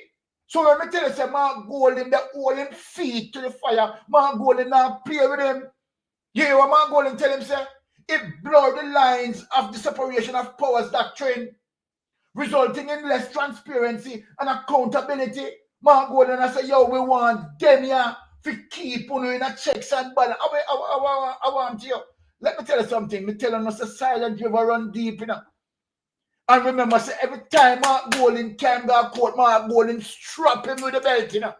And remember, say, as a matter of fact, I know ordinary belt, you know. A key Mark Golding I use for him. You remember when we used to go to school and we misbehave? You understand? We get caned. You understand? Yeah, we used to get caned at school, man. We used to get caned at school. We never such good behavior in CVI, you know. So we get caned. Yes, among other things, opposition members argue that the government risks blurring the lines of the separation of powers doctrine, resulting in less transparency and accountability. And Mark Golding said, we want checks and balance and accountability. Mark Golding, I tell him in a layman terms, everything what you do, me want to know. How me some people? Mark Golding, I tell him, say, every dollar spent Me want to know opposition to know. It tells them in a professional tone. Okay. Now, leader of opposition business Philip Paul will argue that the naming of the chairs for the committees by Green was a breach of Parliament standing orders. Of course. Of course. But this is what Andrew Warren has done. Just like what he's doing with the relief.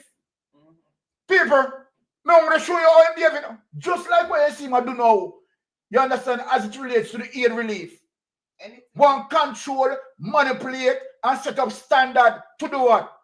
Because say something, people, but me don't want nobody to hear. They set up them little things there to steal. No checks and balance, to steal. Remember, you know, we had seen X amount of aid gone to Colonel Charles Jr. yard already. Now, me I wonder people. He talk on himself, you know, people are now, we boss him, you know. And the brilliant lawyer talk on himself. How can a lawyer is? Eh? Boss himself, you're the same idiot. Just love for the. But me I wonder now if that is a practice by several of them. It won't look so, you know. And we go talk about the 400 and odd generators. You understand? Plus India give him. We are going to discuss that later. Bangarang later, you know. Bangarang later, people. We state that the leaders of these committees should be decided by members at the first sitting of each committee. Minister, quote, I don't think it is appropriate for us at this point to be voting in relation to the chairman of committees, Powell told Green. It's a policy and it has to be based on the greater principle of openness, accountability, and a full separation of powers, checks and balance, added Powell. Someone want to know, say, the People's National Party opposition now sit down and waste time. You know? They must put the heat on. Now, he argued further that the separation of powers doctrine is not only theory, but rather the safeguard of our democracy, particularly when you are dealing with a kleptocratic government who thief like a puss. According to Powell, it was never the intention for cabinet members, statement ministers, and parliamentary secretaries to be a part of oversight committee out of order and bribe Andrew Holness. You understand? Just want to sit up in your own people and put them in a respective place. You understand? For doing thing and get away with them thing and nobody enough to say nothing. You see the corruption I'm in, people. So here Powell, I tell him, you know, according to Powell, I could talk to you. It was never the intention for cabinet members, never the intention, right? State ministers and parliamentary secretaries to be a part of oversight committees. We want the oversight committees go to the opposition, so the opposition have checks and balance, and these ministers spending taxpayers' money out of order. Who don't want to spend taxpayers' money and nobody enough to check on out? Eh? And that is a saying, who don't want to spend taxpayers' money and nobody enough to provide oversight to crazy man. We don't vote for that. We don't vote. Hey, Andrew Warness, you're going with the thing, you know, it's just a matter of time, you know. Let me tell you. And you say all this ping and you come out and you do all of your talk and people would side with you. It's just a matter of time. This notwithstanding the standing orders can't continue. It is improper for ministers to be a part of the oversight of these committees, and it is a total unacceptable, Parliament declared. So, I mean, the opposition are different within them, and that will put them in a parliament for. You understand? So again, although I'm afraid, although you know we are PNP, I don't want PNP I get nervous and I say we not oppose, we not this, we not that. How do you man? We are put on pressure, you know, we are put on pressure, and a belt we use in a parliament, you know. A cane we use in a parliament. You understand? And we not do it with arrogance, as what wife said. Mark Golding is measured. Mark Golding is a professional. Look, Mark Golding is not a dibby like Andre, you know. Some people don't want to say it and say, Byron the outer. Mark Golding is not dibby.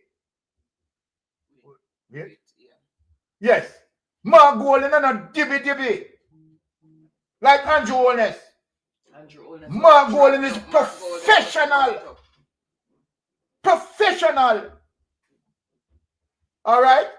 To show you how my goal in this professional. You can see the mark, the clear difference. Mark Golden believe in signing the code of conduct and hold himself accountable to that. What is this? That's actually it's giving problem, that particular document. Okay. I read it now, I'm going to read it out now. Now, he also pointed to the convention started by former Prime Minister Bruce Golden in 2007, when oversight committees were chaired by opposition members. Right? Opposition members, it must share by opposition members. Wanna see what fly? Wanna see what arm? Wanna see what arm? Something they do? Wanna see what something they do? Christopher Tufton, as it relates to the $800 million awarded. Wanna see what Christopher Tufton had done? So we are talking about this committee that need to have oversight to understand what you guys are doing. But you know our oversight. You know our oversight. Why you know our oversight? Why you know our oversight? Because you're not honest and you are telling Jamaican people that, listen me, I am not honest and so then I don't want oversight. They will understand. But we are providing oversight on the backside. That continued with Prime Minister Portia Simpson Miller 2012 and 2016. You see decent people who full of integrity. You see decent people who full of integrity. And with honest between 2016 and 2020. Watch it now. However, honest abandoned that position of his massive landslide win in 2020 because he have 49 now. And he can bullerize the people them now and bad them up. You understand? So him use okay. Yes. Because he can bad up the people them now. You understand? Because him have 49. Him have 49 now in a 2020. So he just bad them up and take with the oversight from them. People see China. However, Owens abandoned that position after his massive landslide win in the 2020 general election when the Jamaica Labour Party claimed, right, 49 seats to the 14 in secured by the People's National Party. So he can bullerize them now. Take that away. Bullerize them. I mean, that document here, give a look at problem. You know, want me to talk about the dishonest man. Okay. Now, I could show you that it is the same behavior. Same behavior. Andrew Holness now want to continue as it relates to the hurricane relief. We come from mash you up today. Now, sit up. Now, Mr. Scott, talk to him for me there. Mr. Scott, talk to him for me. Tell Jamaica people who are going. Talk about things then.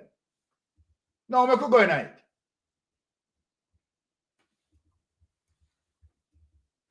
Mayor of Spanish Town, Norman Scott, has described the composition of the Relief and Recovery Oversight Committee established to guide the country's post-hurricane restoration efforts as lopsided. Speaking with Radio Jamaica News Tuesday during a tour of the parish to assess the damage caused by Hurricane Melissa, Mayor Scott argued that independent members should be appointed to the committee if the government is genuinely committed to addressing the needs of the people. He claimed that the current team is dominated by politicians and operatives from the Jamaica Labour Party. It can't be a fair team because I know political people are going to be looking through the lens of politics and not looking at the needs and the various assessments that are required to adequately deal with this kind of disaster that has occurred. I think the international donors are going to be looking at the compilation of the team that is responsible for distributing what they give to us. I'm sure they would feel much comfortable knowing that it is an independent team jointly put together by both the government and the opposition. Mayor of Spanish Town, Norman Scott. The 7-member committee is co-chaired by Minister of Local Government and Community Development, Desmond McKenzie, and Minister of Energy, Transport and Telecommunications, Darrell Vaz. The other members of the committee are government ministers. All right, take it away. Now, why it is important, right, for checks and balance? I'm going to show you why. We are talking about the 400 generators. We're just going to touch on it, right, before we close the show. Now, watch this now. Now, this is why it is important, right? Let us put up, as it relates to what Andrew was talking about, with 400 generators that we receive and what his plan that he's going to do with it. Let us get into that. Right? 400, yes, that's it. Yes. Look at this. People can put it up. See the people? Jamaica Gleaner, 9 hours ago, stressing that local commerce has been badly hit. Prime Minister Dr. Andrew Holness has outlined a plan to help community shops to reopen. Among the aid to be given is the provision of about 50 generators on loan to operators of these establishments in the most impacted communities. Take it away. Now, let me show Jamaica something now. Right? Let me show Jamaica the evidence of how many generators come in. Let us show that.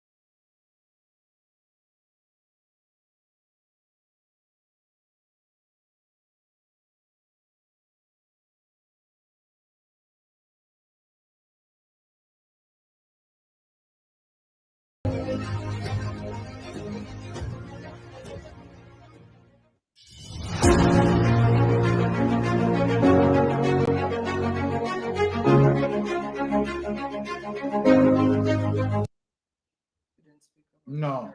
Okay. My apology. With that. I have the wrong. You know what? I send the wrong clip. For. Okay. It's a document. All right. I send the wrong clip as it relates to the 400 thing that's supposed to be discussed later. All right. But let me show what India. Right, send. So it is not only 400 generators that we had received from Belgium, but we also receive, right, generators from India as well. And we want to point out that. Here it is. It's not shared yet. Okay, let us share that. Okay. So here it is, people, right? India remains a steadfast partner in humanitarian assistance and disaster relief and a member of the Coalition for Disaster Resilient Infrastructure. Earlier in April, India had extended disaster relief valued at approximately Jamaican $60 million to Jamaica. Now, this includes 60 tons of materials such as generators, right? Neonatal incubators, blood pressure monitors, solar lanterns, essential medicines, and other items for disaster preparedness in Jamaica. The High Commission mentioned, and look at the date, people, I want to see the date that mentioned, right? So this is what is happening. Not only Belgium, right, had given, right, Friday, November 7, 2025. Friday, November 7, 2025. So not only Belgium, right, who had given, right, this to Andrew Holness. However, let us reason a bit. Andrew Holness now, as according to him, want to loan 50, right? And what we know, we don't know the specific amount that India gave. However, when we check that 400, right, with what India gave, it might gone over 500, 600, and so forth. So for Andrew Holness to be taking on 50 and said he's begin with 50. He's identified 50. He had identified 50. That's a wrong. That's a big wrong. Identified, like somebody just gave it to him or something. This is what I'm saying. Got them. When Andrew Holness first set up this so-called oversight committee using his members of parliament and don't want the opposition, this is the reason. This is the reason. And here why we are concerned. I am asking the question. I have no evidence. Let me say that. But I want to find out if these generators will be going to areas of choice of the Jamaica Labour Party's choice, and then, you understand, used for commercial purposes, and who probably will be benefiting from that. So then we want transparency to say, all right, India had given 200 generators, right? Belgium had given 400 generators, and the reason for them, right, is to distribute, right, fairly amongst the people who are affected. So if you are going to target small business to say, okay, all right, the reason why we want to give the small business, I have no problem in terms of you giving the small business, but it must done, you understand, on a fair case basis. So if you are going to give small business, right, into depending on certain how you are going to deliver it, right, it shouldn't be scrutinized under a program that you can identify whether or not persons are JLP supporters or persons are PNP supporters. Because under the program that you are establishing, you can just do that. People can, because we have seen where people, you understand, before you give people whatever, you understand, you try to ask them certain questions to see how they are leaning, whether they are leaning to the People's National Party or they're leaning to the Jamaica Labour Party before they can give that. I think what should happen for people who have small businesses, and in the future that, okay, you have hurricane and you want the community to up and running in terms of people being able to buy basic necessities, okay, that's fine. Because we want a cooperative effort that is going to assist people in a very genuine way, not a political bias way, in saying that, okay, all right, we will be delivering 50 of these, and who are you going to be looking forward to deliver those things to? Are those going to be JLP supporters that you may believe that they are JLP supporters? So that doesn't have transparency, Andrew Holness. That lack transparency. Let me take the card. Sister P. Yeah. Yes, bro. And now I give people it's up me now. Loan. Yeah, man, I hit me say. Yeah, man, I hit me say. I hit me say, man. Loan, I hit me say. Our next thing, I try this one for me, I watch up and I call upon. Our next thing, we want to pay keen attention to. Our mission come up, say, in spite of all of the so nobody knows no drunk crowd down there. You know, drunk crowd follow carcass and stench. Yes. It is understand that there's no vulture down there. So that them wonder what. Normally anyway, carcass the vulture always a fish around. And there's no vulture. So we don't never blow them blow away. hour. So, more you send out the eagle and see what happened down there. Okay. Back at class. All right. Blessings. Yeah. Thank you, Sister P. All right. So yes. Yeah. So that is what we are saying. We're talking about fairness. And we don't want the relief aid to start to politicize. That you understand, people are going to be marginalized as it relates to the amount of aids that they are getting and so forth. Transparency, and this is one, even the PSOJ, right, mentioned as it relates to that the government need to set up, you understand, committees that, you understand, can deal with situation in a very fair and balanced way. And that is what Andrew Holness need to do, you understand, as it relates to set up a joint committee, you understand, between the People's National Party, the Jamaica Labour Party, the private sector, so that people can be clear in terms of understanding what you are doing. Number one, you now put ADPEM right under your control. We can't trust that. Andrew Holness, remember, are you this, you know? Remember, donation money going there, so it's going to take it into his office. You understand? Remember, say, are you this?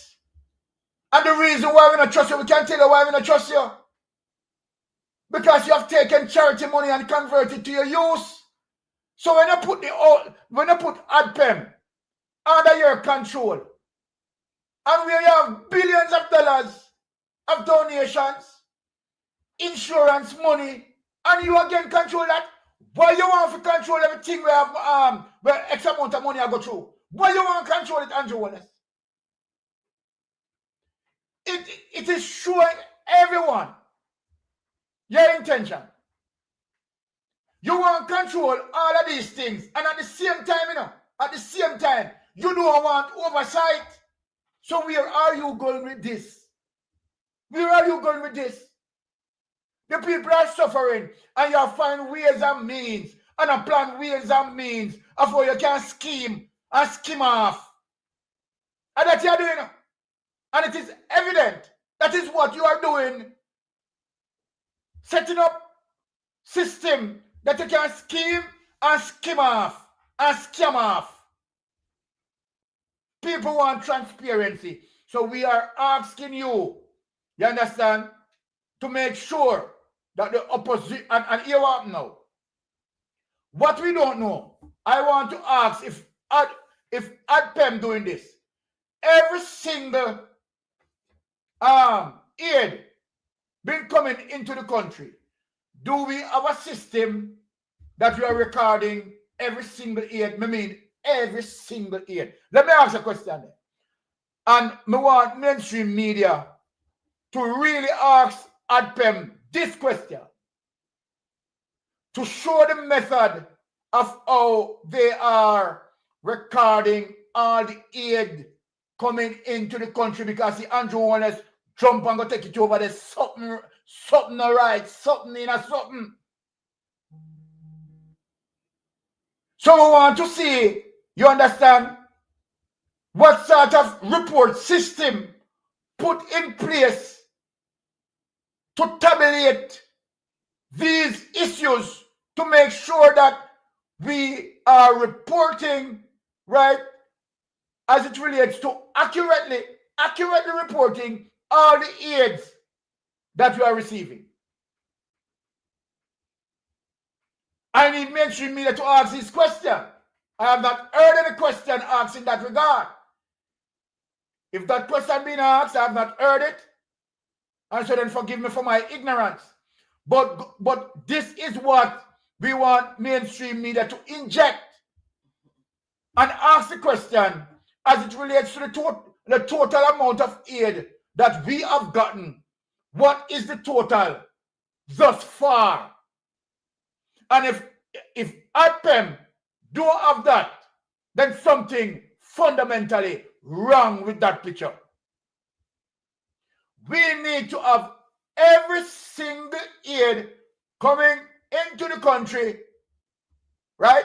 Now, the next thing that I want to speak about Jamaica, next thing that you have to be careful about, the catastrophic ban. A bangarang this, you know. Hey, look here, Jamaica. This is going to be bangarang to home seat, you know. the catastrophe ban, and I think I booked that for later. Because I'm currently doing some more research. That based on what my understanding thus far might be later, you understand, I will fully cover and I can provide the information. Thus far, we have not received full payment as it relates to the catastrophe ban based on, you know, the sort of parameters that outline that we need to meet before we can get the necessary payment. Depend on each parameter bar that you understand they believe that okay, all right, happen, right? Then we get pay out accordingly. Now let me say this now, Jamaica. Let me say this. This hurricane, Melissa, right? And it all the parameters. So then you know what I'm saying to you, Jamaica? There is no way on earth, no way on earth that the insurance holders are going to pay out half of that money. Problem there, people. Problem is here. Where we met all the parameters for a full payout. And the understanding that at this current moment, receive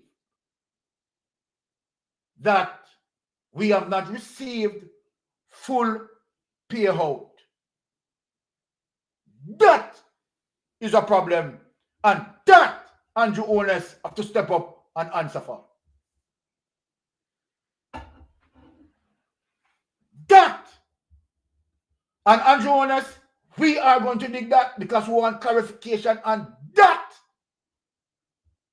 And you have to show the country evidence of that. And the opposition need to have an awareness of the actual amount that those holders would have paid out, the insurance holders would have paid out.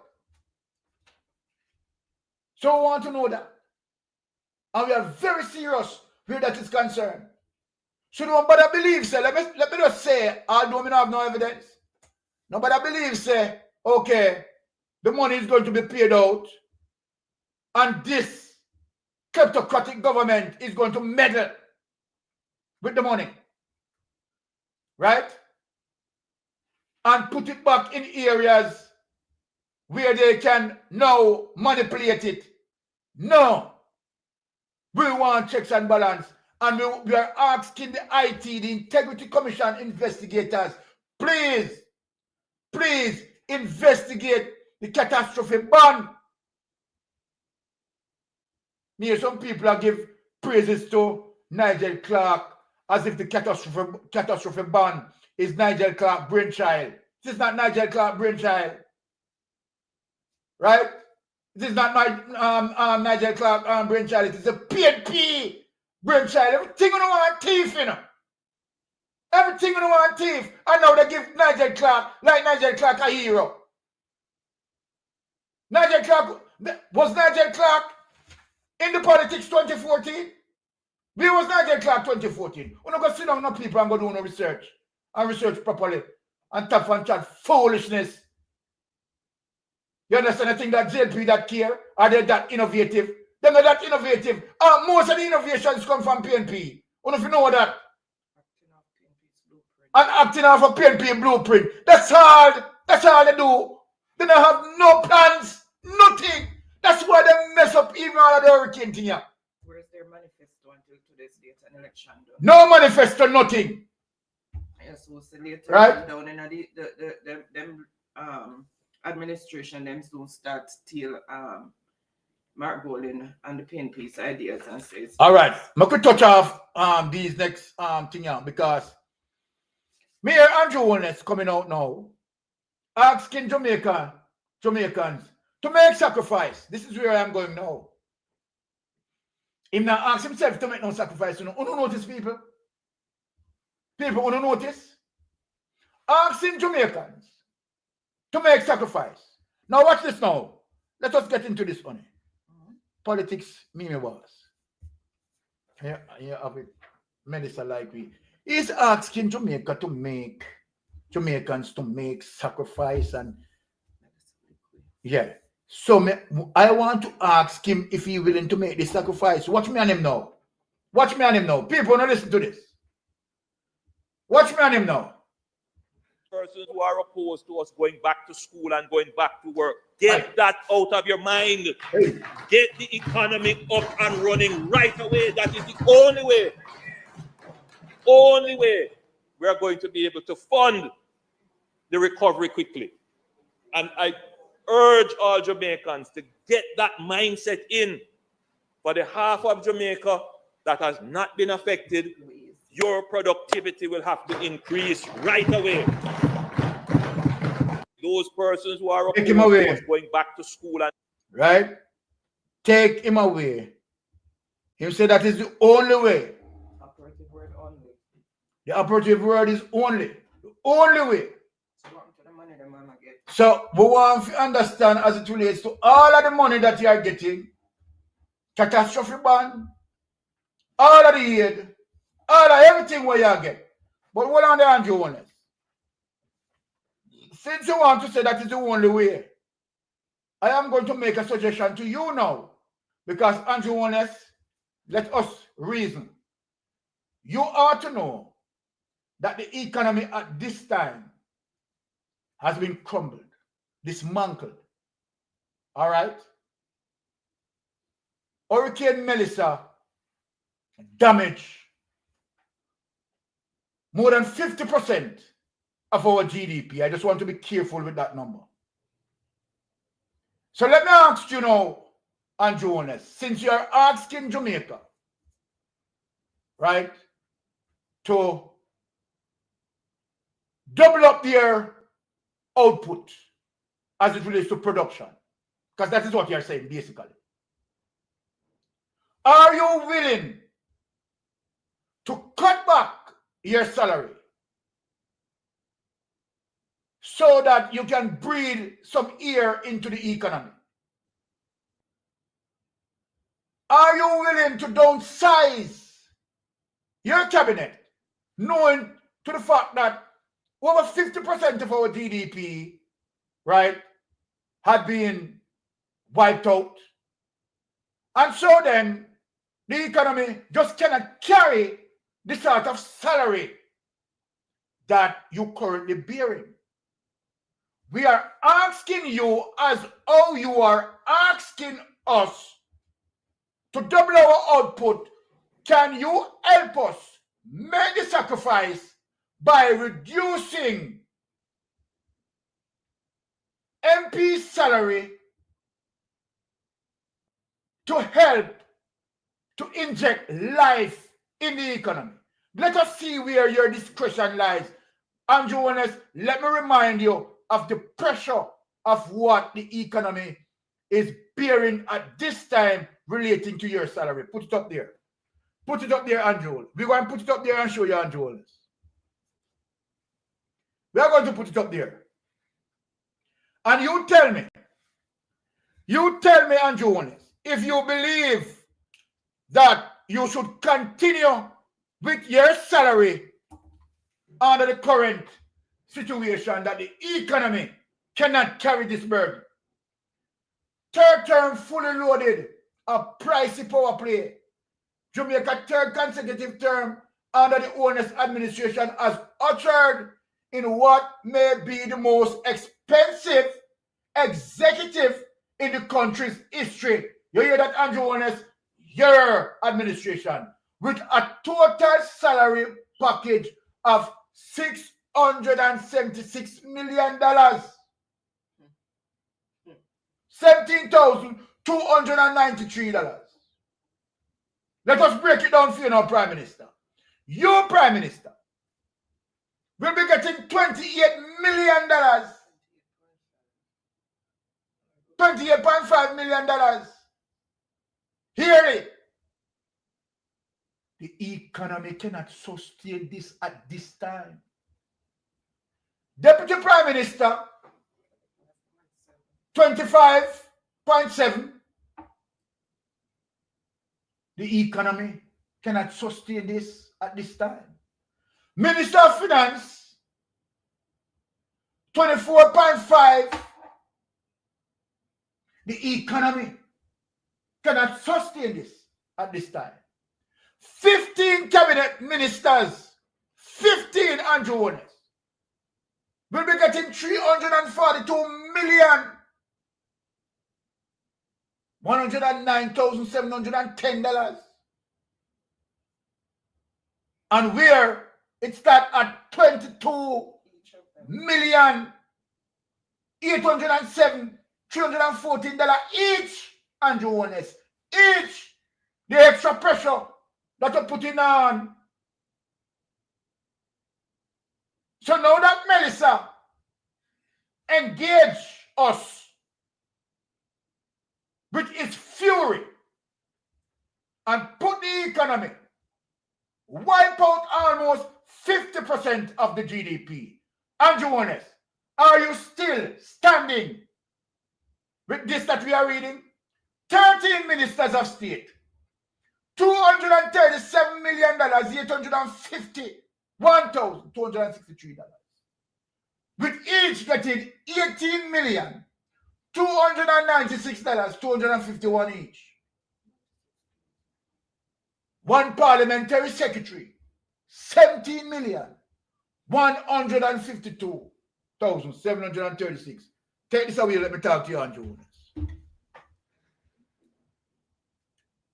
Let me talk to you, Andrew Honest. Show Jamaica. Show Jamaica where your heart lies. Show us that you care. Burkina Faso, Ibrahim Traoré. Make sure him show Burkina Faso that he cared. What did he do? Reduce parliamentary pay, and the reduction, he give it to civil workers, pass it on to them.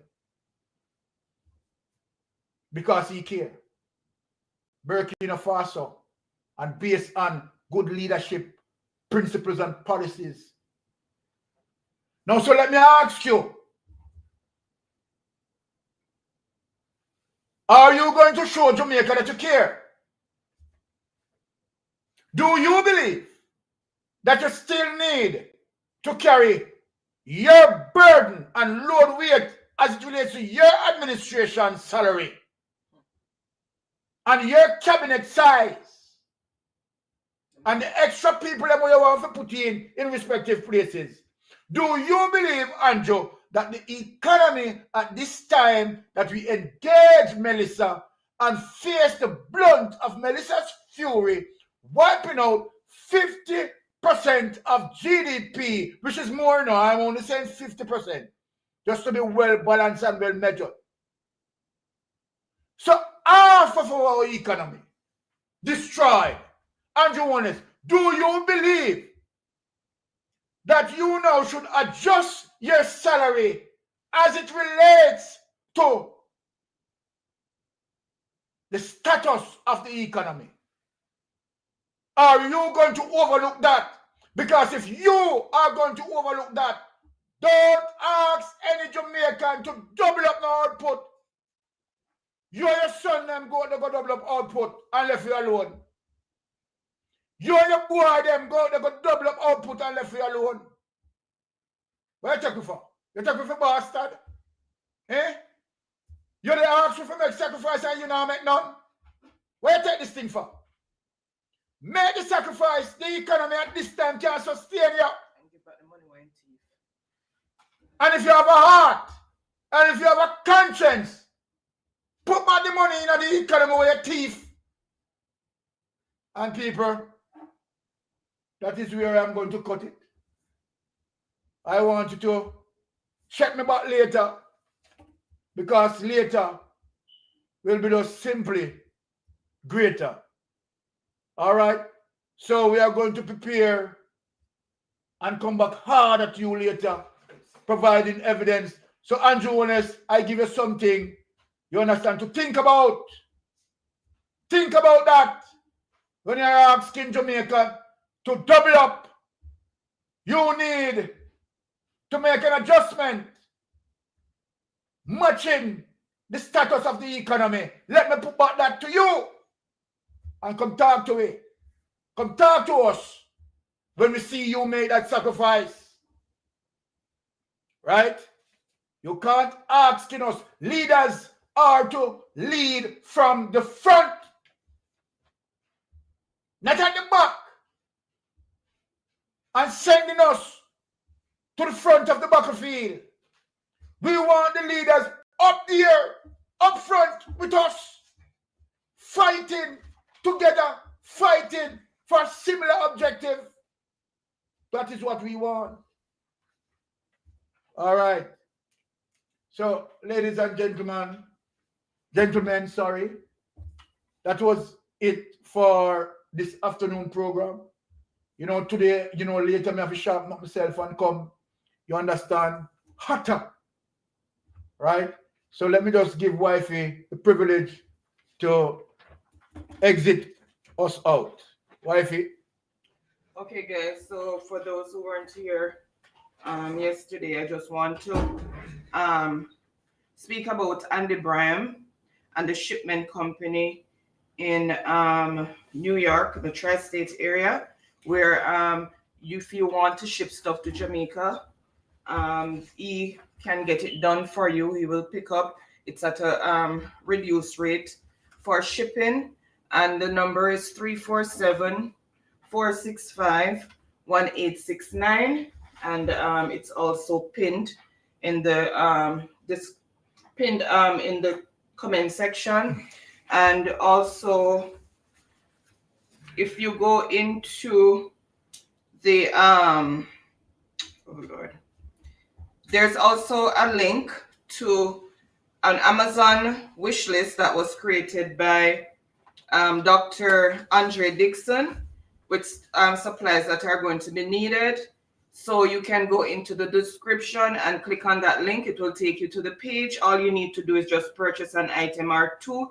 The amount that he needs is actually there. You'll see how much of it is been purchased already. So if one is purchased out, then you can just go to the next item and just purchase an item, and they will take care of getting it to Jamaica. Also, remember, Miss Specia's loft the roof. Her furniture has been damaged. So if anybody wants to reach out and give her an helping hand, for those who don't have her number, you can get it from me. Just message me on WhatsApp, and I will patch you through to her, and then you can deal directly with her with whatever assistance you want to give. Also, let's go over the Adopt a Family initiative that was suggested by Dr. Dayton Campbell. I spoke to Mr. Blake, who is spearheading it for Dr. Campbell. They are working out getting the number of families that are going to be in need. So it's a container home that can be purchased for US $3,500. Know that one person is not going to be able to just purchase a container on their own. So it's going to be a collective effort where we do a GoFundMe. I need to set that up. I'm in the process of doing that. And then I will put the link. So anybody who wants to participate, funding a family, it's going to be on a continuous basis where we try to get them into a home, a shelter, and then we continue like getting them the basic necessities and stuff. And if we want to adopt another family along the way, depending on how it goes, then we can do that. I'm just going to share what the containers look like, because Mr. Blake did send me diagram of the layout and also of the container itself. And the good thing about it is the company that is doing it donated one already, which is going to be erected for a family next week. The only criteria is that they have to have a foundation, which most of them do already, because there was a structure where the house was. There's a foundation where the structure was that was blown away, and it needs to be piped to a pit for sewage, which most should have. So this is what the schematic layout looks like. And then let me just show you the container itself. So this is what one of the containers look like. And I was told that it has the capability of being added onto. So that is what it looks like when looking at it from outside. But inside it does have a nice little bathroom space and also a living space. I asked about kitchen. They said it can be added on as well as another room, depending on what we want to do and how many families. So it's something that can be expanded, and it's US $3,500 each. And at least we take them out of the element. It's a roof over their head, and it's insulated, so you don't have to worry about it being too hot in there and stuff like that. So that's the initiative we are going to be working on. And I have a commitment from quite a number of persons. So once the GoFundMe is set up and I put up the link, then persons can just click on that to donate, and the fund is gonna go straight to them. All right, so I'm just initiating the GoFundMe, and then it goes straight to them. All right, so once that is sorted out, then I will put the link in the chat. Okay. All right, so thank you guys. Really appreciate each and every one. And also for Sean, who is trying to put the water trucking to Westmoreland and those affected, because yes, they're getting drinking water, but it says there's dire need for water for bathing, cooking, and all of that. So it's trying to get trucks of water down there. So those who want to assist him, his information is in the description in the community page. His number is there. There's an account there if you want to oh, I don't know about their fees, freedom. I'll have to look into it. But you guys can tell me what, because before I was thinking of using PayPal, and then I would like on a daily or every 2 days, I would screenshot the amount that's in the account. When any transaction is done, I'll take a picture of the transaction history page and post it so everybody can see it.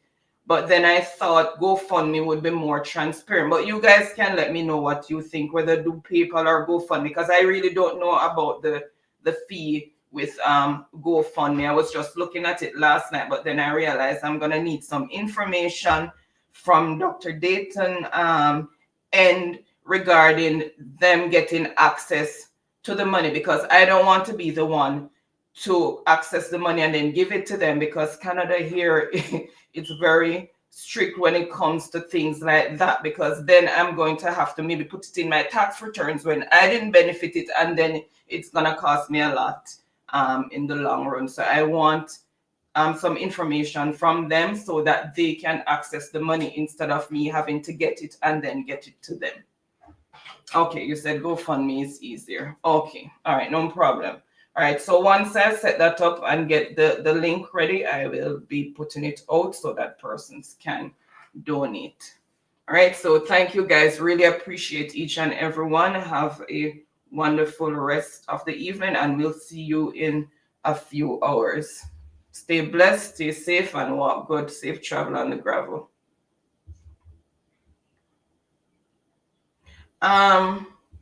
I see somebody asking about no Florida pickup for Pamela. You can call Andy and then speak to him. Anybody who's interested in the shipment of stuff to Jamaica can just call Andy and have a discussion with him, and then he will advise you guys. Bless up. I know why you come to me with that foolishness, you know. You elect a prime minister, and is a prime minister run the country. It is time we learn to hold our leaders accountable for their actions and stop making excuses for them. Stop making excuses. Otherwise, go elect the people who really run in the country. And I don't want the right start that stupid argument. Hold the people you elect accountable and stop making excuses for them.